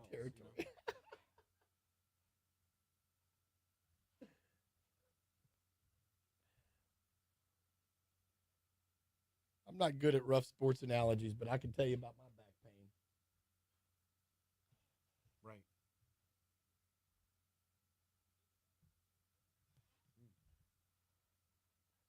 Sorry you miss him.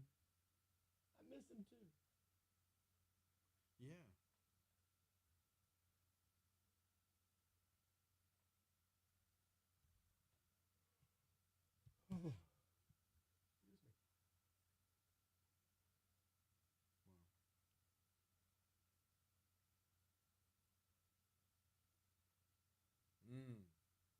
I can't wait. I can't wait to talk about all this on air. But yeah, Mr. Floyd, we're man, I feel like this was the conversation. If only I could have recorded this. But yeah, we'll be giving you a call back at about 7:50 or so.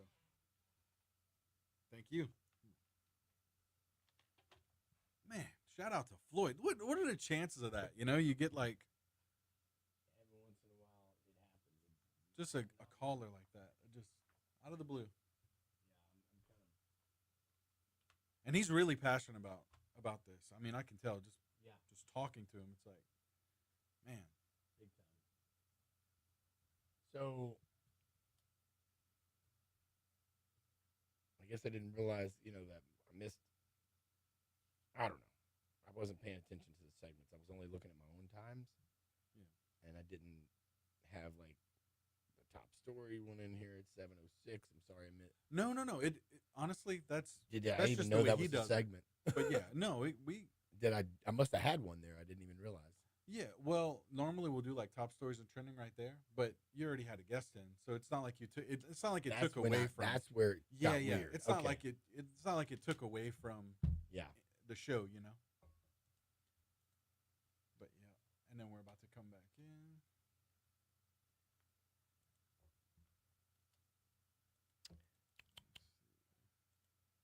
So this is Scott.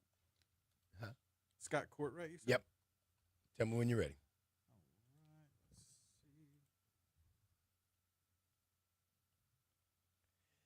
Let's see. 7:38 in Baton Rouge. David St. Romain filling in for Brian Haldane and for Byron out there on Facebook. I just want you to know my back is hurting. I have been doing construction work at a new house that I bought. And yes, my back's hurting. I don't have a good sports analogy for you, a rough sports analogy, but because I'm not as smart as Brian. Might be a little bit better looking, but I'm not going to say that out loud. I love Brian. We missed Brian Haldane here at Talk 1073, but I'm excited to be here. I've been excited all morning. One of my favorite things to talk about, to shift over into, is our industry and economic development and things that are happening here in Louisiana. And one of the new things that we've done over the course of the last year was relaunch what is called the Louisiana Arborist Association. And I don't know if we have him on right now, but I'd like to bring on one of the top arborists in the region and our friend, one of the folks that helped us to come out and relaunch the Louisiana Arborist Association, and the person who's going to handle all of the continuing education for the association, Mr. Scott Courtwright. How you doing today, Scott? Hey, man, what's going on? I'm good. Good morning to you. I know it's not too early for you. You probably get up pretty early to get out there before the sun rises, huh? Oh yeah, we're at the shop for 6:30, and we already got crews out working right now. So we're set. We're rolling on. That's awesome. Well, Scott, I've had the pleasure of getting to know you over the last year as we've worked together to help support arborists and the community. You know, not the community of arborists, but the community in general, who benefit from the hard work of all of our licensed arborists. If you don't know what an arborist out there, if you don't know what an arborist is out there, arborists are licensed and educated tree cutters and tree consultants and people who handle all things trees. Tell us a little bit about being an arborist real quick while we have a couple of minutes, Scott. Sure, absolutely. Well, you said that we help the citizens, and actually having the Louisiana Arborist Association helps the arborist tremendously also. I mean, we haven't had an association, sort of a mouthpiece for this professional group of folks, but roughly in the state of Louisiana, there's about 900 licensed arborists. Those guys and girls are, like you said, the ones that are challenged with tending to trees in the urban landscape, whether that be pruning them, cutting them to remove them, fertilizing them, planting them, whatever it is. Arborists are the licensed professional in the state of Louisiana that are, that's their profession, is to tend to the trees in the urban landscape. Right. There's a misconception out there that people think, oh, I can just go hire my friend, or we all got a chainsaw and go to Home Depot, buy a chainsaw, and we can cut this tree down. But if you're a homeowner, you can, but you're risking the insurance on that. You're risking the liability of crushing your home or crushing your neighbor's home or even somebody getting killed or hurt. And so, Right. what you're doing by bringing in a licensed professional arborist is you're mitigating that risk. Not to mention, you're also getting it done correctly because they've been educated through their continuing education. And one of the things that I wanted to really hit hard on this morning with you while we had a minute was to talk about the role that Louisiana Arborist Association is going to play in the future of continuing education for licensed arborists, the 900 licensed arborists, and the potential young arborists that will be coming through our school systems like Southern, LSU, et cetera. Because historically, since I guess probably early 2000s, LSU has handled all of continuing education pretty much for the state. Is that correct? Yeah, LSU Ag has partnered with the Department of Ag and Forestry to be kind of this double-headed sword, if you will, and LSU Ag providing the education component, and Department of Ag and Forestry providing the oversee, supervision, administration of the test, administration of the license itself, collecting funds, those sorts of things. Yeah, and our friend over there, Hallie Dozier, has done an incredible job. I got to tell you, you could tell the passion that she has for our arborists and for the community of arborists. It's something to see. I want some of that passion because I'm such a passion-driven person. I know you are too. And I love that you're with us and working with us because you bring such a level of professionalism to the table, man. Honestly, it's easy for us as on the administrative side, not being the experts and you being the expert, being able to just look at you and go, hey, Scott, what do we do here? What do we do there? Like, you really do know your stuff. So, but going back to the education side, tell us how is the Louisiana Arborist Association? What are we on our, what are we going to do? I could tell people because I do know, but I'd rather it come from you. Tell us, what are the plans for offering that continuing education around the state, but also specifically in the Baton Rouge market, since we're listening? Sure. Well, I think it's important for us to, as a group of professionals, to get together and to do CEUs. First of all, David, Louisiana leads the country in a lot of last. We're in the last place of a lot of things, and that breaks my heart being a Louisiana guy. I thought you were about to tell us something positive. But we actually lead the country in some of the other things. And one of the things we lead the country, and there's not a lot of states that have licensed arborists. So what does that do for the consumer? For the consumer, that means that when you hire a licensed arborist, which if you read the rules and regulations and laws that are set forth by our legislator, you have to hire a licensed arborist. That person has to be a licensed arborist to do tree work if you're paying them, and so forth and so on. Like you said earlier, they can do their own tree work if they wish, but we don't obviously recommend that. But Louisiana leads that charge in that we have a licensing program that many other states don't. So from the consumer perspective, that should bring reassurance that we're going to have a professional in the yard that's licensed, that's educated, and has gone through the proper steps to be a licensed arborist. What I say is that Hallie has done an excellent job, and Hallie and I are friends, and I've actually helped Hallie teach these classes for many sessions and several years. And so we're going to take what Hallie has built, and we're going to just push it forward and build upon that. So what we want to do in the LAA, in the education realm for LAA, is not only make it a all-day requirement for the arborist to come and sort of sit at a desk or sit in a chair and listen to somebody talk to them, but we want to make this more engaging for the arborist. This is their profession. This is my profession. And I want to learn through an application lens, right? So what I mean by that is, I taught some classes at Southern while I was getting my master's degree and working on my PhD there. And I told my students all the time, look, academics is awesome. And I certainly have some academic training and knowledge getting my BS from LSU. That was great. But what was super important to me at LSU becoming a forester was we took a half a semester and went to the woods literally, and we learned how to do all things forestry related in the woods. And I learned more in that half a semester than I did the other time sitting in a classroom, because it's hands-on experience. And just like you said earlier, your back's hurting, you're working on this house. I know you're not a construction guy, but I guarantee you that you're learning a lot more doing it physically, mistakes and successes, than you would be just kind of reading it out of a book or listening to someone tell you about it. So we're going to take that approach with the LAA. We're going to have some vendors at our workshops. We're going to have multiple speakers at our workshops. You're not going to hear from just the same person. We're not going to repeat things over and over and over again for 8 hours in one day, so that we kind of get numb. The audience gets numb to what's being presented.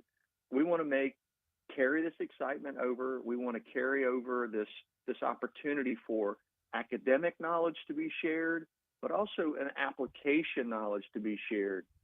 Folks that are going to be there teaching with me, like me, have experience in the field doing something with a chainsaw, doing something in the arboricultural field. It's not just out of a book or not just very science-based, although there will be some of that stuff for sure.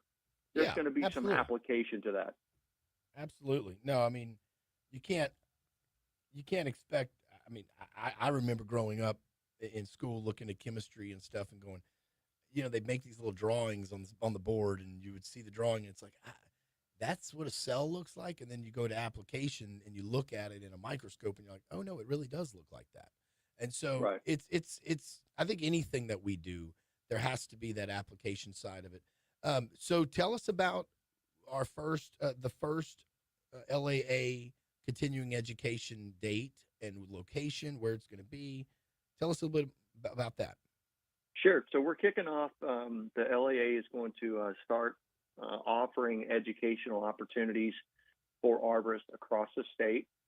Again, I've been involved for 30 years, and we've seemed to hit a lot of the really, the same cities. We're going to try to mix it up just a bit and get a little closer to some of these nooks and crannies of the state, if you were, and relieve the burden of some of these arborists that have to travel a further distance for a big city offering. Yeah. So the first offering, we're going to be in Baton Rouge, which is a big city. We're going to be in Baton Rouge, and we're going to be at Southern. We're partnering with Southern because Southern, many people don't know, but Southern has an urban forestry department on campus. So you can get a degree, a bachelor's degree, a master's, and a PhD at Southern University in urban forestry, which is the fancy word for arboriculture. Right. So you can get an urban forestry degree at that university. This means that there are multiple professors, a teaching unit, the multiple facilities there that teach arboriculture, et cetera, et cetera. And in my 30 years of being an arborist, I've never attended an arboricultural CEU training course at Southern. I've never known that Southern has been brought to the table to be a partner. And so we are going to partner with as many people as we possibly can partner to make this as rich as we can. What is the date for that training? We got about 20 September seconds. 19th. September 19th is the date for Southern Okay. University. So the arborists typically pay $100 to go to this class. We're going to, it's 2025. Lots of things have increased a bit, and we're going to increase these offerings just a bit by another $25. For $125, the arborist is going to come to Southern. There's going to be 50 seats available for professionals, and then there's going to be 25 seats available for students. Southern University is going to allow their students to sit in the class, and we're going to build that partnership. That's awesome. Starting in Baton Rouge. That's awesome. And then moving on to the rest of the year, we'll have, I think you guys are going to have 3 more trainings around the state, and we'll talk some more about that in the future. But Scott, thank you for being on with us from Louisiana Arborist Association. And September 19th, if you're an arborist and you need to get your CEUs, go ahead and get it done at Southern University. There's 50 seats available. You can sign up at arboristsla.org, arboristsla.org. That's with an S, arboristsla.org. And check it out, LAA, Louisiana Arborists Association. And thank you, Scott Courtwright, for being on with us this morning. Thanks, David. Thanks for having me. All right, Appreciate take care. Y'all, this is David St. Romain. We'll be right back on Talk 107.3.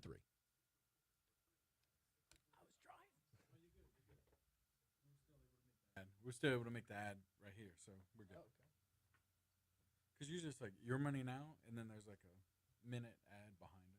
Oh, okay. Minute and a half. So we did good.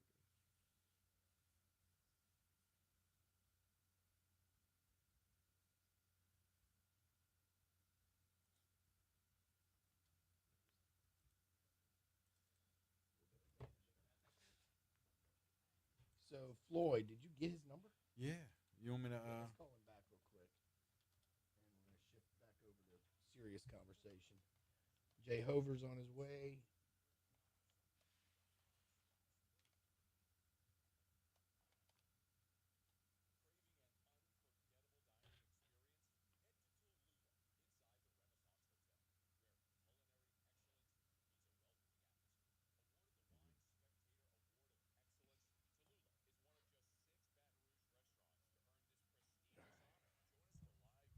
Man, we're about to roll into the next. Floyd's about to come back on. Floyd? We're calling him right now, This is John. just to answer you. 107.3. Looking to have you back on here in just another minute or so. All right. Thank you. Yeah, they're asking about him. Somebody's asking about him online. Oh, really? What happened to Floyd? Yeah. Sorry, we had another guest scheduled for that next segment. I misspoke when I said I had an open segment, but we're bringing him on now because this is the open segment I was thinking about. It's a very important conversation that I want to continue to have. Gomez. All right. Thank you. Definitely not enough time on here. Sounds like Floyd and Gomez and I are gonna be able to chat in the future because that is a subject matter that is very important to me, if you know me at all. Floyd Gomez. We're almost done with second hour. Swear it rolls, bro. Thank you for the coffee. Yeah, no problem. Started to fade. It's not allowed. It's all good. I love that the guys come by and say hi. Sweet of them. Oh, like Yeah. condom? It makes me feel good though. Oh, yeah. It's good stuff. Makes you feel special. It's a small stuff like that. Yeah, it is. Sometimes you wonder, do I aggravate people or no? Nope.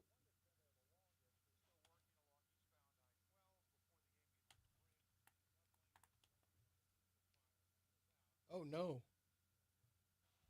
Yeah, you hear that? Huh?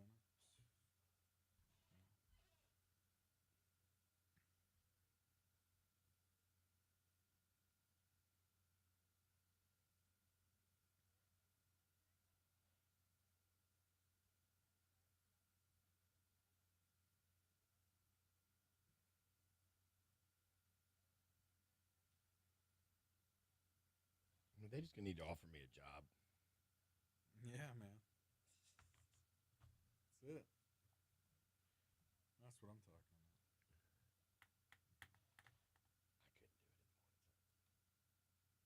I couldn't do it in the mornings. You couldn't? Not in mornings. There's no way, dude. What? Because I'm up late. You do good, yeah. You do good when you're here. I mean, maybe, but it's only because it's once in a while. If I had to do it every day. Yeah. All right. We ready? Let's roll. 7:55, Talk 107.3. David St. Romain filling in for my man Brian Haldane. Y'all, I was gonna do another thing on this segment, but we had such a great caller call in earlier. Our friend Floyd Gomez is on the line right now from an organization called Protect Our Children. He brought up such a profound subject that that I wanted to bring him back on this segment because I was going to talk about something else, but this is way more important. Floyd, just to give you a little bit of quick brief, I got about 1 minute. I'm going to talk about what I've done in child abuse prevention. I worked for the Baton Rouge Children's Advocacy Center from 2017 till 2018. In that time, I was trained in what's called human trafficking, child human trafficking prevention program. I was also trained in a what's called which is a program called Darkness to Light, which is more about training our parents and our adults around how to recognize grooming behavior. And just frankly, I'm not scared to say it because I have has talked about it a lot. I'm also a survivor of childhood sexual abuse. And so as a survivor, there was a pull to serve in that world. And I continue to serve. And that's why it's important right now that I wanted to bring you back on. I'm really, really proud to know about what you're doing right now with Protect Our Children. And I want to spend some more time after today talking about it and what we think about protecting our kids typically. And I'm going to shut up. Let me let you talk because we only have about 3 more minutes on this segment. So Floyd, tell me more about Protect Our Children and how do they go to your website? How do we find y'all? More about what y'all are doing. All right. So this is a self-funded deal between me and my wife. We started this program about 4.5 years ago. We have a race car that we had wrapped and, everything else to try to promote ending child sex abuse and trafficking. Yeah. When we found out about the case in Central, I told my wife, I was a paramedic for a while, and I said, those kind of cases don't come with an ambulance. I said, so how bad can it be? So I started researching and found out that, in the United States, a child underneath the age of 17 is sexually assaulted every 1.46 seconds.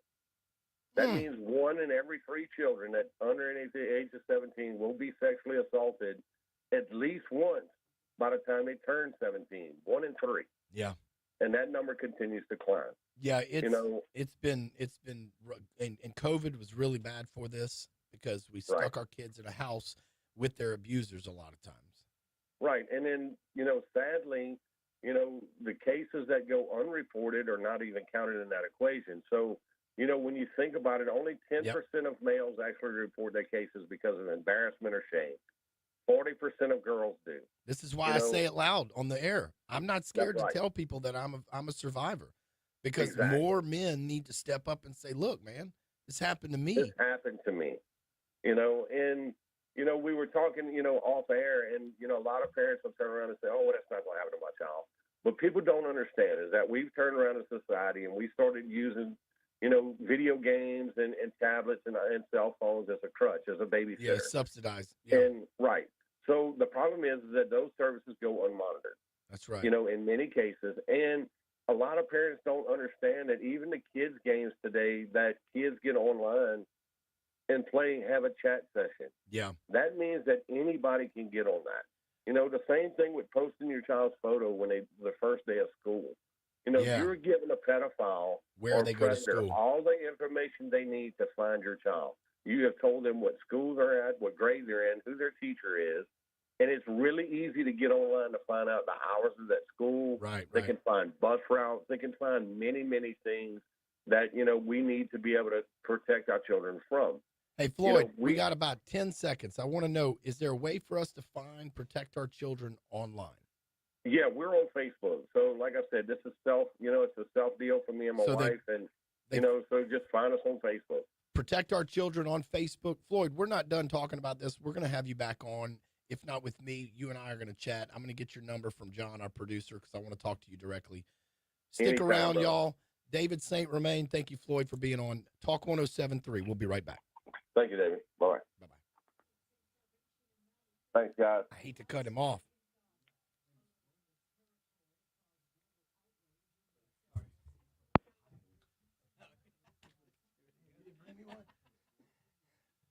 That would have been awesome. I just had Kyle Rogers on. And having you on is just awesome. Yeah, it's great.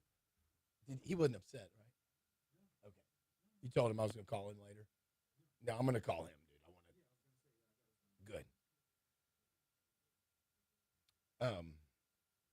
Whew, that flew by so fast. I can't. It does, like, yeah. Already in our Already in last the 8 hour. o'clock hour, yeah. Man. Federales Fest. I love it. Come on, baby. Come sit.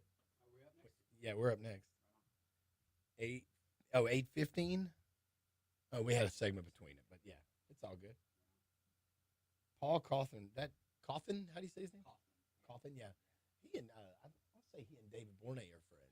I'm sure he's like singer-songwriter, Texasy kind of guy. Yeah. Yeah, I've seen him. I've seen his post. Of course, George Porter, New Orleans favorite. Sam Morrow. Why do I know that name? Up and coming cat. He's been opening for Tab Benoit. Doing some cool stuff. So. Yeah. How's ticket sales? I mean, we just went on sale a couple weeks ago. Okay. I think the summertime, Oh yeah, people are getting back to school. Trying to get on the forefront of people's minds to where Yeah. ramp it up. Yeah. Well, I'm gonna tee it up. I mean,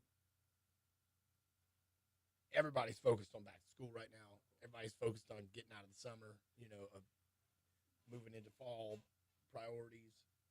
So damn hot. I mean, this damn town too. It's like a month out, 2 weeks is a mad. It's. I think that's a lot of even the Boots of the Bayou. The majority of their tickets are going to be sold those last 3 weeks. That last month. No, but I think they'll do 30,000 tickets too is a big different nut that you got to crack. But it's good. Like we were talking about the specific, like the fact that you have all these different levels of coming, and we need you at this level. We need them at that level. We need Mark and Well, thank God.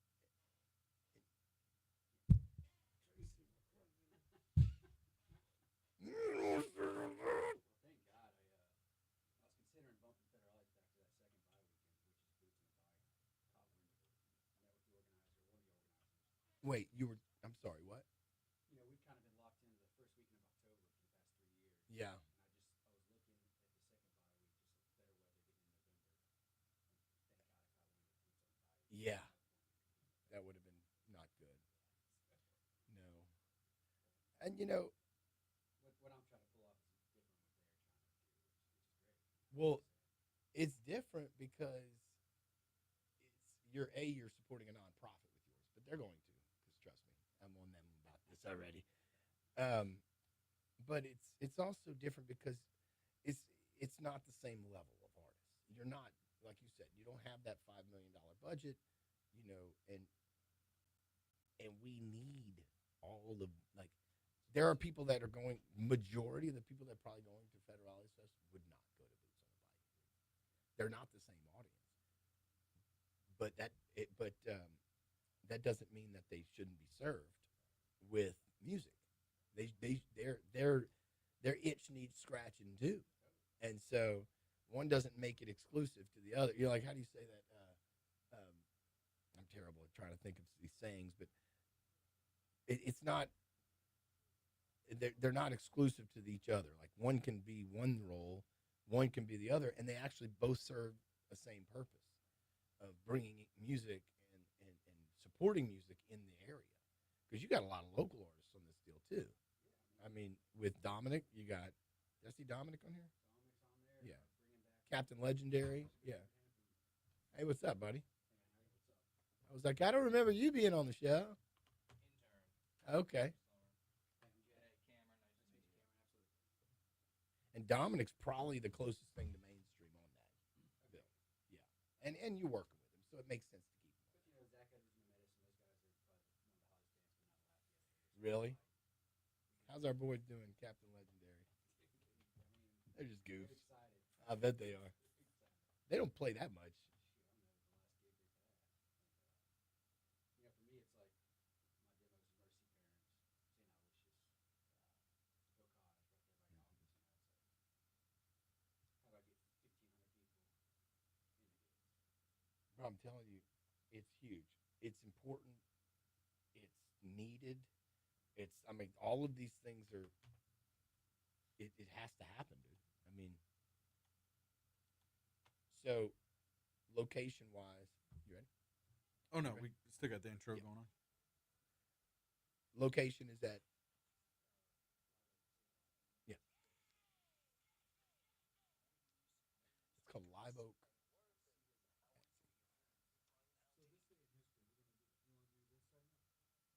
Yeah, you have some stuff. Go after it. Let's do it. Ow, ow, yeah, yeah, yeah, yeah, yeah, yeah. I'm telling you, every time all this intro music, dude, John, you know how to get me moving in the morning, bro. I'm ready to go to the club. That's the point, bro. Well, I don't know about the club, but that's what it's about, right? Yeah, bro, I'm ready to like hit it off. Dude, that's what I'm talking Brian about. can't. He don't have this kind of energy. I'm telling you, he doesn't. Y'all need What are you having that energy coffee cup over there? No, I know, right? Yeah, give it up to Gator for the gift. Appreciate Yeah, that. man, Sorry, free plug to Gator. Hey, there we go. Why Um, not? So this day in history, is that what we're You doing? ready? All right, let's go. This day in history.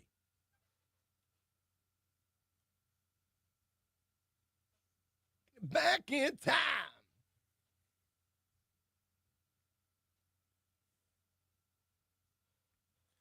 All right, let's begin in 1932. White Zombie, the What? movie, not the band. I was like, no, not 32. Oh man, the first feature-length zombie film that's was released today, 1932. I want to Come a long way, right? Zombie movies. I wonder how they made that look. I was Like- watching 28 weeks later last night. That's a good Yeah, one. I bet. Classic. I know my son loves zombie movies. Oh man, same. All right. Let's see. 1943, U.S. President Franklin D. Roosevelt announces end of coffee rationing in the U.S. They had coffee So that- rationing. Yeah. Let's see. Nagasaki today, 1945, where physicist Romain, I'm not even going to try to pronounce that last name, and Lieutenant Colonel Pierre de Silva arrive on the Pacific Island with plutonium core used to assemble the Fat Man bomb used in the bombing of Nagasaki on August 9th. Oh wow. So today, I guess they were kind of, They were in preparations, getting Yeah. it done. Mm. That's scary. 1951, Walt Disney releases animated musical film Alice in Wonderland today. So that happened today. Bruh, Walt Disney, That movie was a trip. it was. Anything, There was a little bit of innuendos in there. just If a you little go, bit, yeah. like, you look back and you're like, I should not eat these mushrooms before I watch this. Oh my I'm gosh. just kidding. I'm just kidding. No. I've never done that. I don't know what we're talking I don't know. No. I some of the animators probably have. I'll tell you Yeah, that. They had to be on Had to be. something, bro. Man, that movie was a trip. Yeah. 1965, President Lyndon B. Johnson sends 50,000 more soldiers to Vietnam, bringing the total of 125,000 troops. Probably Man. not a subject I want to give my opinion on right now. As yeah. a soldier, prior service, Yeah. and I talk to a lot of veterans every day. That served in Vietnam, right? Vietnam Yeah. veterans, yeah. Mm. It was really rough on them. Oh, yeah. So all the love out there to our veterans. Yes, indeed. 1986, NASA releases a transcript from the doomed Challenger. Pilot Michael Smith can be heard saying, uh-oh, as the spacecraft disintegrates. I remember when that happened. Wow. Do you remember that? No. Yeah, I lived in Florida. I was 2 years before my birth, sir. So I forgot you're still in your 30s. I'm still, yeah. But I remember that Florida had a great license plate that honored the Challenger. Oh, really? Wow. For many years, they used that license plate was a big thing. It's very sad because we could see where we lived in Vero Beach, Florida. Yeah. We were close to the Kennedy Space Center. Oh. And so it wasn't. You could actually watch. So that the hit launch. really close to home. Yeah, I mean it was Yeah. because we were children and we were all excited about the space movement and all that, and then all of a sudden it's like, wow, Oh, the man. dangers of it set in. Oof. Hey, you were talking about the music. Let's talk some music here. 1992, R&B singer Mary J. Blige releases her debut album, What's the 411? I love With it. producer, though, Puff Daddy. I was gonna say that'd be Sean Diddy. Yeah. Yeah. Yep. I thought he was her producer. Yeah. Hey, you know what? He had an eye for talent, He did. not just talent. Yeah. Moving on. Hey, music 2014, Linda Ronstadt receives the National Medal of Arts from Dude. President Barack Obama in the White House ceremony. If you saw her in 1971 on the Johnny Cash TV show, Okay. what? Come on. She was smoking hot, dude. Oh, man. Like smoking hot. There's a great story if you watch this TV show. Yeah. There's a documentary series on a Johnny Cash TV show, and and June Carter. Well, let's just say Linda Ronstadt decided she was not going to wear underpants on the show. Oh my goodness. Okay. And well, June Carter didn't really like that too much. I guess coming not. from a real. I mean, I guess not. So, anyways, so that was. She said, "You better go get some pants on, girl." It was awesome, but she was smoking hot, man. Back then, I mean, and Blue Bayou, one of the most iconic songs of all times. If you're too young and you don't know the song Blue Bayou, go check it out. Great steel guitar player on there named Dan Dugmore who played on my record. Oh, nice. And so lots of personal I like connections that. there. All right, moving on. Birthdays here. Jackie Kennedy today. Oh, Jack. Speaking of music, Soulja Boy as well today. Soulja Boy. Actress Elizabeth Berkley, who you may know as Jessie from Saved by the Bell. Lori Loughlin as well from Full House. Yeah, she's still in jail. Or is she out? I think she's out. Yeah, She might be out. still smoking. Dana White as well today. Dana is awesome, bro. Yeah. He was in New Orleans. He said he's coming back. Yeah, man. Said they're going to Hopefully bring some more fights to Louisiana. I hope so. Oh, man. We want to see it. That's what we want to see. It was awesome to see the New Orleans really come alive this year with Super Bowl, UFC, the obviously we have concerts all the time, but it's great to see these other types of things coming into the state. That's a lot of work being done by a lot of people. Yes, indeed. From the state side, from the lieutenant governor, economic development side, from the Department of Economic Development. All that works together, man. Oh, indeed it does. Indeed it does. And hopefully we see more of that end of entertainment. I hope Sports so. entertainment on this side. Do we have a break before my next segment? Well, we actually got to go through deaths and national days today, but also All right, before let's we do move on to that, Steve Morse, guitarist for Deep Purple, Yeah. his birthday today. Speaking of musicians, today in deaths in 1750, Johann Sebastian Bach. What? Yeah, Bach. It was a man. little bit impactful. Yeah, a little bit. One thing I really admired about Bach, if you do some research on this guy, at the bottom of every page of his music, he coined the term, well, not coined it, but really made known, Sole Deo Gloria, meaning for the glory of God alone, that this music was created. And so, man, just really impactful, not just culturally, but yeah, man, just, phenomenal musician. There was no but, cancel culture back then. dedicated his work to the Lord, man. And so it's awesome stuff. That's awesome. Let's see, as far as national days go, National Water Park Day.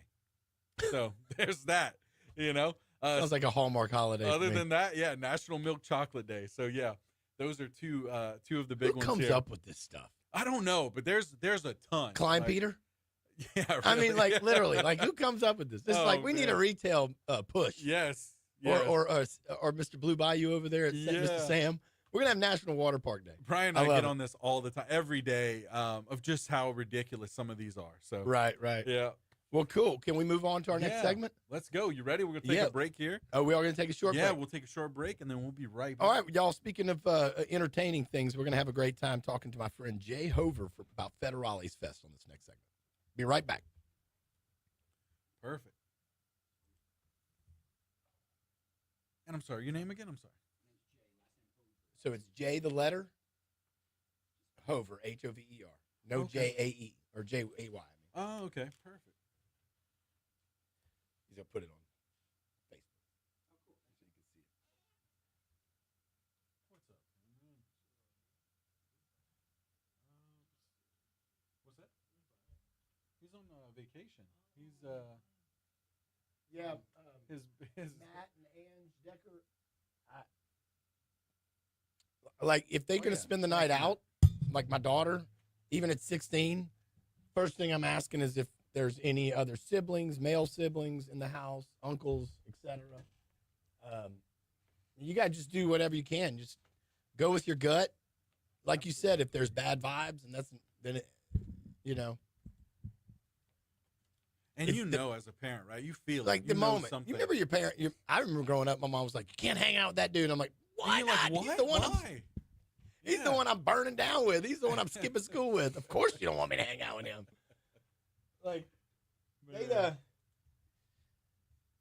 before we had GPS, before we had algorithms, 2,000 years of surviving. without that. Yes. And it came from what's called your gut. Yep. That's right. Before they had maps. Well, that was a long time. Yeah, before they had digital maps. Man, I remember, it wasn't even that long ago, maybe 07, 08, still driving around with MapQuest, printed out MapQuest directions. Dude, I had a Rand McNally, Oh, really? big one in my RV, and we're leaving Albuquerque, and we're driving to Colorado Springs. No. It was on the western side of Colorado. And we're leaving Albuquerque, and it's straight up through Durango. We're like, oh, we'll go straight through. I see the road. And it's on a paper map. Of course, there's no, like, you can't feel any levels. Yeah. Topography. Yeah, I drove right over Stockton. Right over this mountain. That was let's see, it was the why is my brain going dead again? Silverton Mountain, and 14,000 feet, 2 lanes.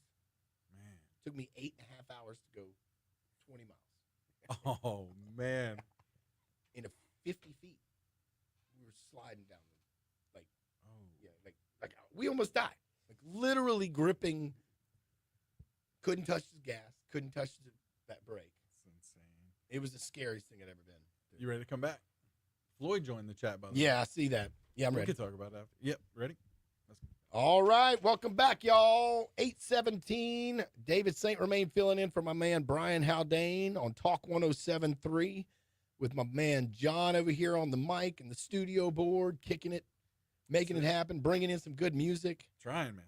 Well, speaking of bringing in great music, one of my oldest friends here in the music industry is a friend named Jay Hover. A lot of folks have had the opportunity to get to know Jay through his time in, putting on shows from Beauvoir Park to Live Oak at Cedar Lodge. And that's what we're here to talk about today. We're going to, this year, October 4th, Saturday, October 4th at Live Oak at Cedar Lodge, Federales Fest 2025. Tell us more about that, Jay. That's right. Federales Fest, as you said, October 4th, Saturday this year. Just one day. That's LSU's first bye week. Oh, so we have both bye week shows. That's right. Coming into the studio today. How did that happen? That's awesome. Yeah, let me first just say big thanks to Williamson Eye Center and Lamar Advertising, our 2 big presenting sponsors. That I saw the billboard at college. It looked awesome. Good. Thank you to Lamar for that. 100%. I mean, and Blake and the folks over at Williamson. No doubt about it. Yeah, all our great sponsors, really, but particularly those 2. Year 3, we're bigger and better than ever this year. Some great names on the lineup, and looking forward to a great day. One of the things that I was talking to Kyle Rogers about earlier is every person like yourself and Kyle and Mark Rogers at Texas Club and even smaller down to your little coffee shop folks, the people that are booking coffee shops. There's a guy, Mr. Ferguson, who books some smaller shows here. At every level of entertainment, you guys are y'all are just key. Without you, we would not be able to do these things and it's important that we serve every level of entertainment, whether or not you want to go see an acoustic show one night or you buy a ticket to a festival and it may not be your biggest names in country music like the show at the end of the month, but Federales Fest really serves a great purpose because you're bringing in some unique talent. Also, their draw.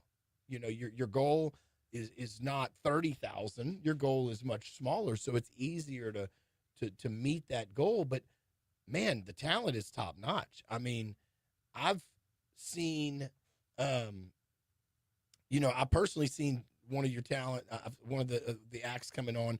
Tell us a little bit about the acts coming on. I see George Porter Jr. That's a New Orleans guy, right? No doubt about it. Yeah. I mean, I've seen George Porter down in New Orleans a couple of times. Yeah, founding bassist from the Meters, of course. Yep. George is a dear friend of mine. He actually underwent a major back surgery at the beginning of the summer. Here's our back comment there, buddy. I saw somebody was asking about a back comment when it's coming. So George will be back this fall. He's pushing 75 years old now, and as long as I can support George and just 74? 75. 75. Yeah. Wow. As long as we can support him and bringing the funk up this way, we will do That's it. right. And our headliner this year, Paul Cawthon, coming over from Texas. Huge artist in Texas. No doubt about it. And we need to incorporate some of that Texas music, red dirt music, we like to call it. Absolutely. I love that. So, and Paul, he goes to Nashville some too. I see him in Nashville doing songwriting with our David Bourne, our buddy from here in Baton Rouge. Tell us more about the other acts. We got Sam Morrow, another young act coming up. Yeah, Sam Morrow, another young act from Nashville as well. Sam's been opening up for Tab Benoit, doing some great stuff out there on the road. So he's kind of a bluesy vibe. Yeah, he got some bluesy, got some country. You got a real mix here. I love it. Federales Fest is the music fest your mama warned you about. Historically, Americana kind of outlaw. It's quickly turning out that the festival itself is the outlaw and doesn't listen to anybody. And wants to bring in all the different genres. I love and stuff like that. So, not to mention regional and local acts. Zach Edwards and the Medicine out of Lafayette. We are bringing back the Captain Legendary I band. mean, who doesn't love our boys? Exactly. So, Dominic Michael, up and coming country gold star. And then we've got a kids band in Scenic Highway. Tell us a little bit about this kids band. I know you've been talking to me about doing stuff with them. Absolutely. So, we try to work closely with Doug Gay from Baton Rouge Music Studios on any shows that we produce. Trying to get these touring acts to spend time with these kids. Maybe it's 5 or 10 minutes just talking about what it takes to be a touring musician. And maybe that's the spark that, lights these kids to continue to pursue music. Of course, Be Positive. Nonprofit we're attached to through the festival is all about supporting and developing the next generation of Louisiana artists, chefs, and musicians. So a portion of the profits from this goes to Be Positive. That's correct. Which gives back to the community through music instruments and music education. And it may just be that you guys write some checks to folks like Doug Gay or like other organizations who help support. Again, going back to our conversation of every level is important. I mean, Doug has taken these young people all at the age of 10, 8, 10, 15, and they're building bands. Right. I've watched some of these performers at St. George Fair. I've seen them at the other fairs. I've seen them at Bistro Byers or the restaurants that they'll show up, have little performances for the kids. Man, it's awesome. Right. It's awesome. And my son gets up and plays with me, so I know what it feels like to see your kid up there. But it's important that, Kyle, I was just talking to Kyle about how he's giving Chase Tyler the opportunity. It's an awesome thing to give Chase the opportunity to be in front of that many people. You're doing the same thing here. Yeah. Same thing with these young people. Even at the festival itself, Live After 5, we've had, Baton Rouge Music Studio kid open up with the national anthem, little performance at set break. But you're changing these children's lives, dude. Building confidence. I'm telling you right now, you're doing something that's really. Well, thank you. God is going to bless you, and He's blessing these children by your work, dude. That's big, man. That's no bull. I'm telling you the facts. Because if I were that kid, it would be huge for me. And I know what it felt like when somebody wrapped their arms around me and put me up there and gave me that opportunity. So thank you for doing that. Yeah, how did Federales Fest come about? Tell me what launched the idea. I don't know if you recall Bandito Fest. Bandito Fest was a free downtown concert. I want to say 2020 was their second year. Of course, got shut down by COVID. Yeah. Federales Fest is kind of the continuation of that. Third year now. With Paul as our headliner, we're taking a step up, and we've got great community support and buy-in, not to mention the most beautiful setting in all of Baton Rouge. So is there still opportunity to support, not just by buying tickets? Are you still open for more sponsoring? 100%, always. Okay, so if you're out there, this is probably not a huge investment, because I'm sure any level of sponsorship would be helpful. Obviously, the more the better. But if you love music or you just love the idea of supporting music, please go to federalesfest.com. It's FEDERALES, like Federales. You can, if you ever listened to Poncho and Lefty, Federales was a word that you knew from that song. Go to federalesfest.com and check out, contact Jay Hover. You can get him online, or you can find him, if you want to call, we'll just hit him up, because more support is needed. And if it just be, hey, we know this money, we want to give this money, $1,000, $2,500, whatever it may be, $100. That could pay for a ticket for somebody who doesn't have the opportunity to go. Or it could also just help support Be Positive and the money to go back towards the music here in the region, in the area. I'm so proud of what you guys are doing. This is why it's important for me to get you on here every time I'm on, every time you've got, it rounds around this time typically that I try to get you on, because it warms my heart to see you guys giving the opportunity to these people that deserve, that just want to have the opportunity. They don't know how to. They got TikTok. They got ways to be in front of people, but not on a real stage. We talked about practicing what, not just learning in a classroom, but actually going out and doing it. And you're doing that in the music side. You're giving the opportunity to these young people, and I don't want to harp on that. I just want to it kind of just make people realize how important it is to recognize that there are people like yourself, people like Kyle Rogers, people like other promoters out there that are, even Chase Tyler is doing it now. He's stepping up and creating some events. I haven't seen yet here. He's got something down in Grand Isle happening, or they've already done it. I know they did an event, and he's doing the same thing. He's bringing these younger artists out, and he's letting them get on these bigger stages. And man, that is a big thing, dude. I'm telling you, it's a big thing. The first time you step out on that stage, do you remember the first time you ever got out and talked in front of an audience? Like, you're the MC. Oh, yeah. And you were like, dude, I don't want to do this. It's the most uncomfortable thing in the world. Right. But you're still here, and you're still doing it. And there's, there's something to be said about that. And I really appreciate what you're doing. So if you're out there, October 4th, first LSU bye weekend, you don't have a wedding to go to, which is typically what happens on bye weeks for LSU, you need to check out Federales Fest. You can get your tickets at federalesfest.com. That's federalesfest.com. And I know we got a couple more minutes, and we're not done yet.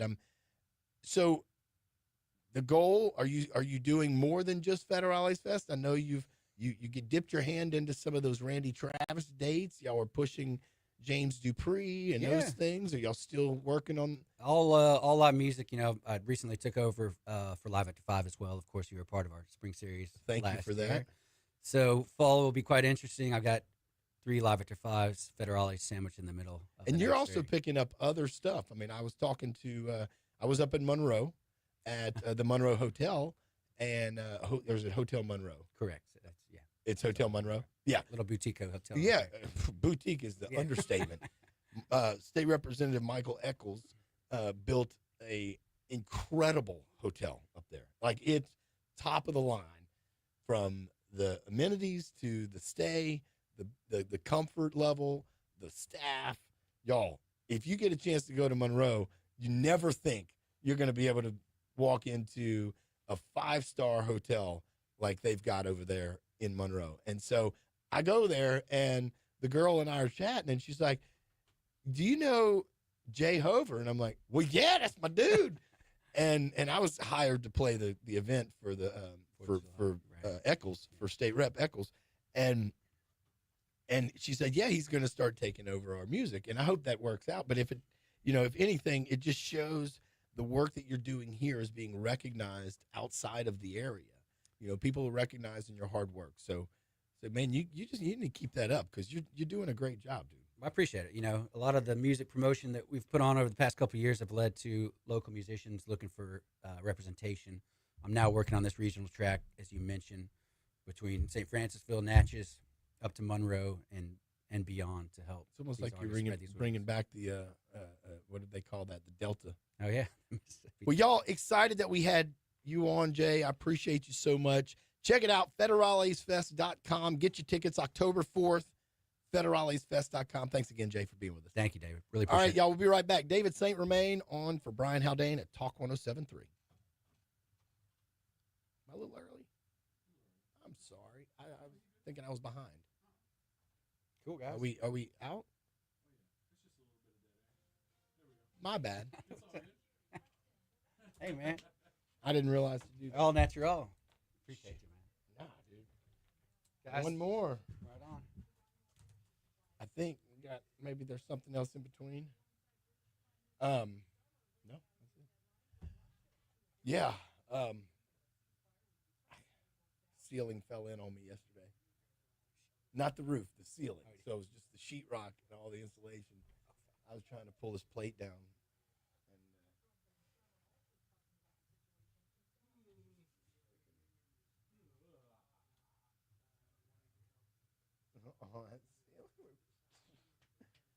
All right, brother. All right, babe. Man. Thank you. Have a great week, man. What you up to? Oh, dude, I had to Normal. skip out Friday and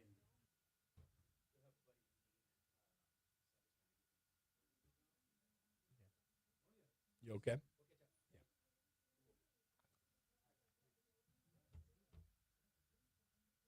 Yeah. Oh no.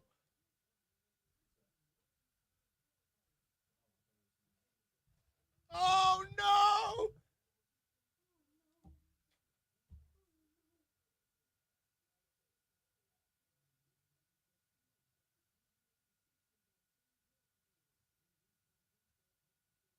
Man, I love when something unexpected like that happens. I with, know.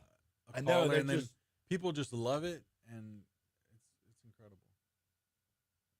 The topic is something- Everything he's saying is so on point. Yes. It's stuff that I know too. That's going to be Tommy Means probably.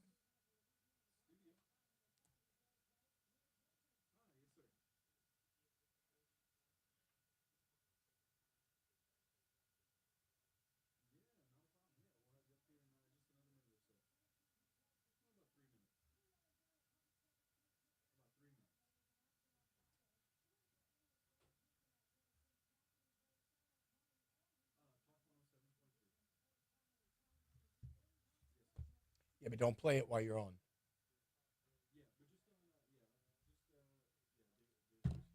It's going to echo.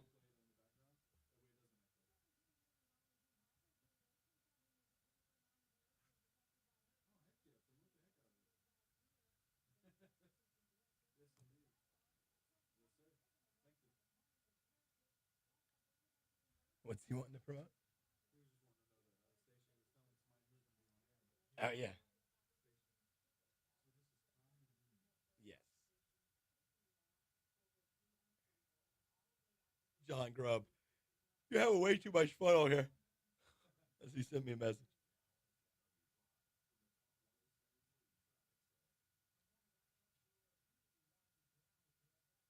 Thank goodness.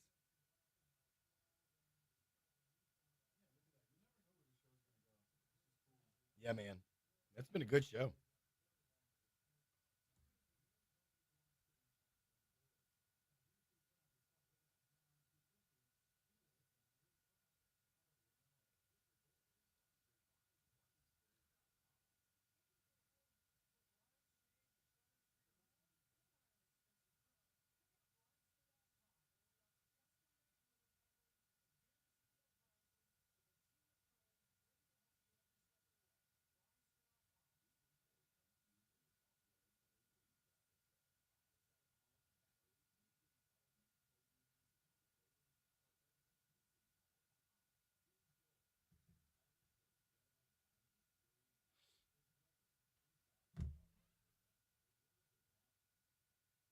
Oh, man. Thanks, Facebook, for being on today, man. Y'all really been. Matt and Ange, Decker, thank you so much. Engagement like that is what makes this so much better. Actually having folks to chat with. Yeah, my last show was terrible. This is like, I don't know that you were here the last one. I think it was a girl. Oh, I wasn't. Yeah. I wasn't. Oh, I guess I was thinking. And I had no guests. I just talked. And Oh, and then if you have a producer who's not talking back, that could be a long 3 hours, brother. That could be. And I stumbled. I was going through some real rough stuff. Yeah. And I don't know why all of a sudden it's just like, why not be prepared? I can handle this. So this show immediately started like, Yeah. I'll make sure I I don't want all guests. I'd Yeah. like to have some time to talk, but Having that room to run with too, with Floyd, like dude, that was awesome. killer. Yeah. Yeah, I had 2 segments. I was going to talk about stuff myself, Yeah. But the book came up because we were talking about some artists who struggle with the ego. That's true. What was the name of that book? Ego is the enemy. Ryan Holiday. So he wrote the Daily Stoic. Oh, okay. He wrote something is the Let me look it up. Yeah. He wrote Obstacle is the Way. Okay. Another yeah. great book. Man. Yeah, I'm always in search for some good reading material. There was a period in my life where I read 20 books, and I don't read that much. So Yeah. it Yeah, I try to aim for like 5 a month. today's Daily Stoic. What's the date? 27. Mhm. Yeah, 28. 28th.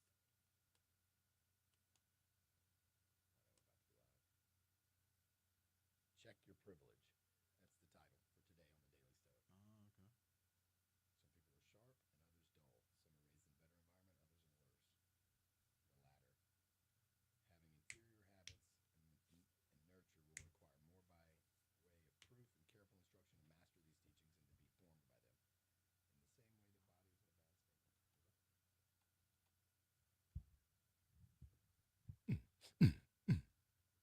Little Red Hot Chili Peppers. I saw him in July last year in Buffalo. Come on, man. How was that? That was killer. Golly. All right, welcome back. My second to last segment here. Filling in for Brian Haldane on Talk 107.3. On this Monday morning, y'all, it's 8:38. It's been a great show. Probably one of my best shows ever. I think it might be the coffee and the producer. Hey. I just want to say, being here with John has been a treat. Feel like he and I are a little bit soul brothers. Yeah, naturally. this is good stuff. Yeah. Enjoy. We're supposed to be doing this together. Y'all, we've talked about a lot of stuff today. We started off talking about school, then we moved into the city, talked with Lamar Dixon's, Kyle Rogers. We talked to the industry in the arborist industry. And we've also talked about protecting our kids and music with Jay Hover. Y'all, we're going to move to another subject of industry with a friend and colleague in the roofing side of things. So, because we have a lot of things that have happened with our legislature this last session, and that has a lot to do with this organization that was launched earlier in the year, called the Louisiana Roofing Contractors Association, and we want to bring on right now the Vice President of the Louisiana Roofing Contractor Association, Mr. Tommy Means. How you doing this morning, Tommy? Doing fantastic. Thanks for having me on. Absolutely. Excited to have you and talk a little bit with you about the changes that are going on in the roofing industry. One of the things you and I had talked about a couple of days ago when we were prepping for this was that you mentioned that you really want to make the standard of roofing tell me again what we had said. I can't remember exactly how we said it, but you want to make it well, we want to make it a trade again. A trade. There you go. I couldn't remember the word. You know, that's one of the things that we all got together and started this association for, and it's growing pretty quick. You know, of course, the more members we get in, the more advantages we'll have. You know, self-insured funds and stuff like that. You know, not to mention that we work with the legislation. You know, LDI, licensing board. That's right. Those kind of things. Well, you've always said there's really no specific license to roofing. It's either construction license, GL license. I mean, a GM. Correct. GC, correct. It was a registration. It was a home improvement registration. They just $75 into it. So yeah, that's it. You want to be a roofer? You $75. You got to pick up a truck. You're a roofer, and you know we're pretty saturated with roofers now, but this year they passed the law where you have to take a test now. So at least that's gonna when you call in a roofer, you at least going to know that they have to take a test. So That's I think right. even the people that don't have that license or a license that'll work will wind up having to take this test, and that'll be a good thing for homeowners, for everybody. In roofing, people don't understand. I mean, I know my dad's not getting on the roof. I know my brother ain't even getting on the roof. And so the people we expect to get up there, are people who take that risk. We were talking about trees earlier and the huge risks that come with trees. And roofing and trees come together a lot in those situations. That's right. From bad cuts to all of a sudden now you're replacing a roof. So the two of you kind of work together sometimes. But we do. The risk of that, of being on a roof, there needs to be, homeowners aren't realizing, oh, I'm just going to hire the guy down the road, or I'm going to hire the and I don't want to call them, by culture, but I'm going to hire somebody that I might pick up at Home Depot. And you don't really realize that the risk you're taking. When I had a construction company, literally 30 minutes, maybe even less than that, I brought in a crew to help me paint. And within 30 minutes, I had a guy fall off a ladder, and he cost my workman's comp $30,000 all of a sudden. And so the dude literally could have showed up hurt and then just fell off the ladder and claimed he got hurt. But I was hiring crews that personally I shouldn't have been hiring because they were not qualified. And now painting, roofing, different thing, but he still fell off a ladder. He still hurt himself. Right. I was still liable for that. And so these homeowners are liable, and they don't realize it. That's correct. That's correct. And if somebody's not properly insured, that's right. That person that fell off the roof can sue the homeowner, can sue everybody. Yep.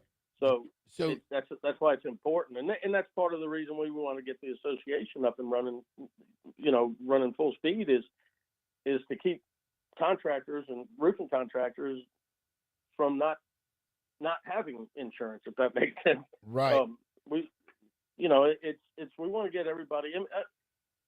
Back up. So there are a lot of new roofing companies out there, but it's not a bad thing. It's just we want to make sure that everybody is playing by the same rules. We all have workman's comp, we all have general liability, we're proper license. We just want to make the industry a little more professional than what. Well, and what you said before that legislation passed. There's no more door-to-door solicitation for insurance proceeds. There's no more contingency contracts. There's no more. Let's talk a little bit. Let's talk a little bit about that the change in how roofers are going to go out and market themselves. Whether the old school model is we have a hailstorm and all of a sudden you've got a slew of trucks that roll into your neighborhood. You get knocked on the door by 25 different roofers over the course of 2 days. As a homeowner, it's very annoying, and typically a lot of HOAs don't allow it, and they'll kick you out of the neighborhood quickly. But you may be in a neighborhood that doesn't have an HOA that's active like that. And so, correct. And they're going to come to you and say, hey, a lot of those roofers, well, I'll waive your deductible. I'll figure out a way to, cut the insurance, charge more, or do all, find these corners to cut. But what, again, insurance fraud, you're committing insurance fraud. So as a homeowner, you're liable to lose your insurance as a homeowner because of that. That's right. And well, homeowners don't understand that they're liable too. That's right. You're the one that signed on the contract of that insurance policy, so they're the ones that are liable for it. So, but I wanted to mention because some people, I ain't gonna lie, I heard some or saw some negative stuff on Facebook about the bill. Oh well, now they won't even let us get help from the roofers. I don't really think that's what the bill was intended for, to take the conversation away from the resources away from the homeowners. The resources have always been there. Homeowners just pick up the phone and find a roofer that they know or that they trust and call them up and have them check the roof out. Well, and that's really what the goal of the association, another goal for the priority for the association is, if you're a homeowner out there and you don't necessarily have a friend who owns Parish Roofing, or you don't have a friend who owns this other roofing company, that, and I use Parish because the owner is part of Guarantee Broadcasting, so I can say that out loud on here. But, it's, I know, right? But it's, if it's not your company that everyone knows, or that company, whatever, they could be an older lady who just doesn't know anyone. We need to Correct. make sure the association is out there enough to know that you can contact LRCA at thelrca.org. How you like that plug? thelrca.org. I love it. And you can find a qualified, educated, insured roofer that will help do. Now, if they call you and say, hey, I'm a homeowner, I need a roof, and can you answer this question? Are you allowed to answer any questions? Are you kind of on the hook if they come to you and ask you questions? If you're not knocking on the door. Well, anything roofing they can ask, of course. Now, when it comes to your insurance policies, we're roofers. We're not insurance That's right. adjusters. We're not public adjusters. We're not accountants. Attorneys. Shouldn't be answering questions for lawyers. Lawyers shouldn't be answering questions for doctors. That's right. And so roofers we need to stick to what we know. We have a Q&A form that we're printing out, giving it to all the members, so that way when somebody does ask, we're like, here, call this number, and it's to LDI, Louisiana Department of Insurance, and they'll be able to answer questions that maybe we can't or shouldn't answer. So, part of all that other stuff with the solicitation and the contingency contracts and that is part of it is a lot of insurance companies have been leaving the state because the claims are getting out of hand and ridiculous. Yeah, no doubt. And everybody is feeling it on some scale or another. If you're a homeowner, your homeowner's premiums are going up. Mine went up a good bit. Oh yeah, but mine 20% in the last 5 years. That's right. And when you were saying, you got 25 roofers knocking on your door, I mean, I living in Baton Rouge, I even put one of my own signs. I'll you put it in the front yard just to keep them from coming. Put it in front yard, and just keep. But people still knock on the door. And I'm like, okay, so I own Go Roof. I don't just I didn't just sign a contract with them. Get off my porch. Mm-hmm. I mean, they just don't care. So hopefully all these little things, they're little steps, but I think they're in the right direction, and that will help. Hopefully insurance start coming back, because you can't find insurance companies. The pool that we can pull from as a homeowner is getting less and less. Oh yeah. I mean, when I just bought this house 4 weeks ago, and some areas of that area of where I live, State Farm is not offering policies on, and they won't insure. Yeah. And so, and I'm not to point the finger. I have State Farm, so I'm a big supporter of Ross Garbarino. Thank you, Ross. Love you, and our State Farm guy. But it's it's just a fact, and there are factors across the board, from automobile factors to with automobile insurance and homeowners insurance based on a lot of disasters, but also the taking advantage of the system is part of that factors of why that's happened. So look, if you're a homeowner out there and you have questions about this, or maybe you're a roofer and you don't really know how do I get to the next step, please reach out to the Louisiana Roofing Contractor Association, and you can find it at thelrca.org, thelrca.org, and you'll find out more information there. You can apply to become a member, and also if you want to, maybe you are a vendor and you want to partner with us or with LRCA, and you want to become partnered in that work. I'm sure that Tommy and the rest of the crew over there would love to chat with you some more. Tommy, thank you so much for being on today. Go ahead. You got one more thing? Well, I was going to say one more thing. I mean, the advantages of being a member to the LRCA is going to be continued education. Yeah. Like I said, we're going to work on getting better rates for our workman's comp or general liability. We're already with self-insured possibly. Yeah. Insurance companies, correct. And until we get big enough, we want to do self-insured for sure. But there's a lot of other advantages.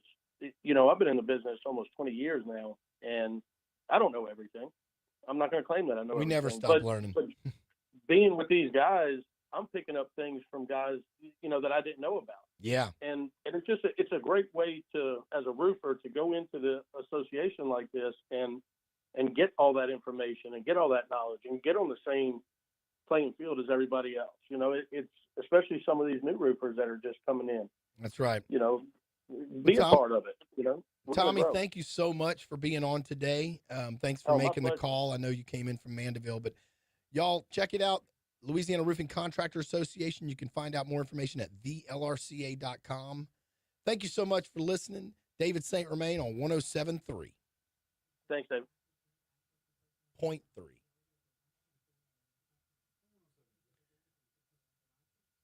Tommy still, is he still, can I? He might still be there, yeah. Hey, Tommy. Still there? Still there? Oh, he might have hung up. Yeah. I'll call him back. You have another guest or no? No, do we have one more? Yeah, we got one more segment after. No, I'm just going to wrap up. Okay, cool. Find something to talk about. Let's see what I had in my notes here. Man. So That was killer. That was Floyd great. says, I think it would be awesome if David could come up with a benefit concert donating all proceeds to an advocacy program of his choice. I'd be honored to be a part of something like that. Yeah. Dude, that'd be awesome. Yeah, right. Okay. His number? Phone number? Yeah.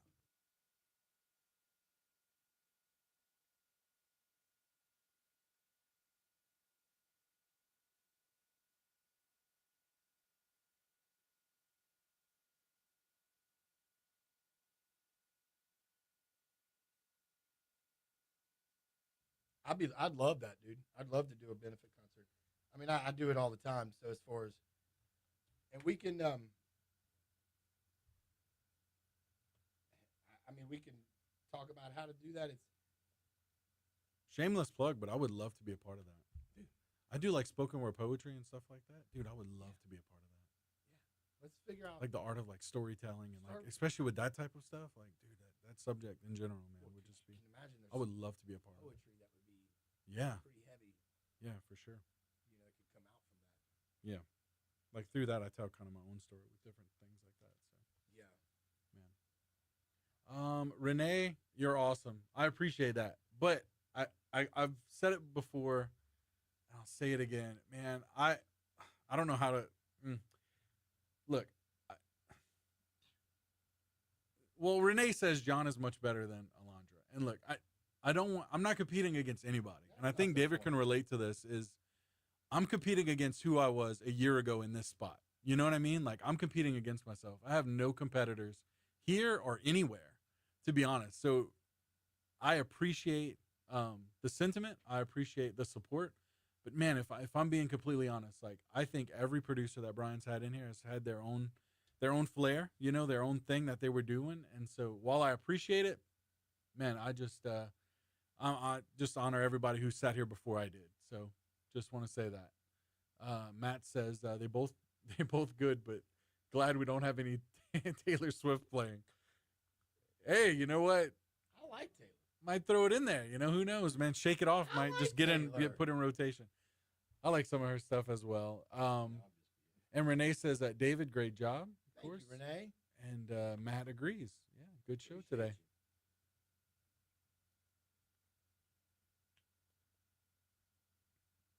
Appreciate Any comments?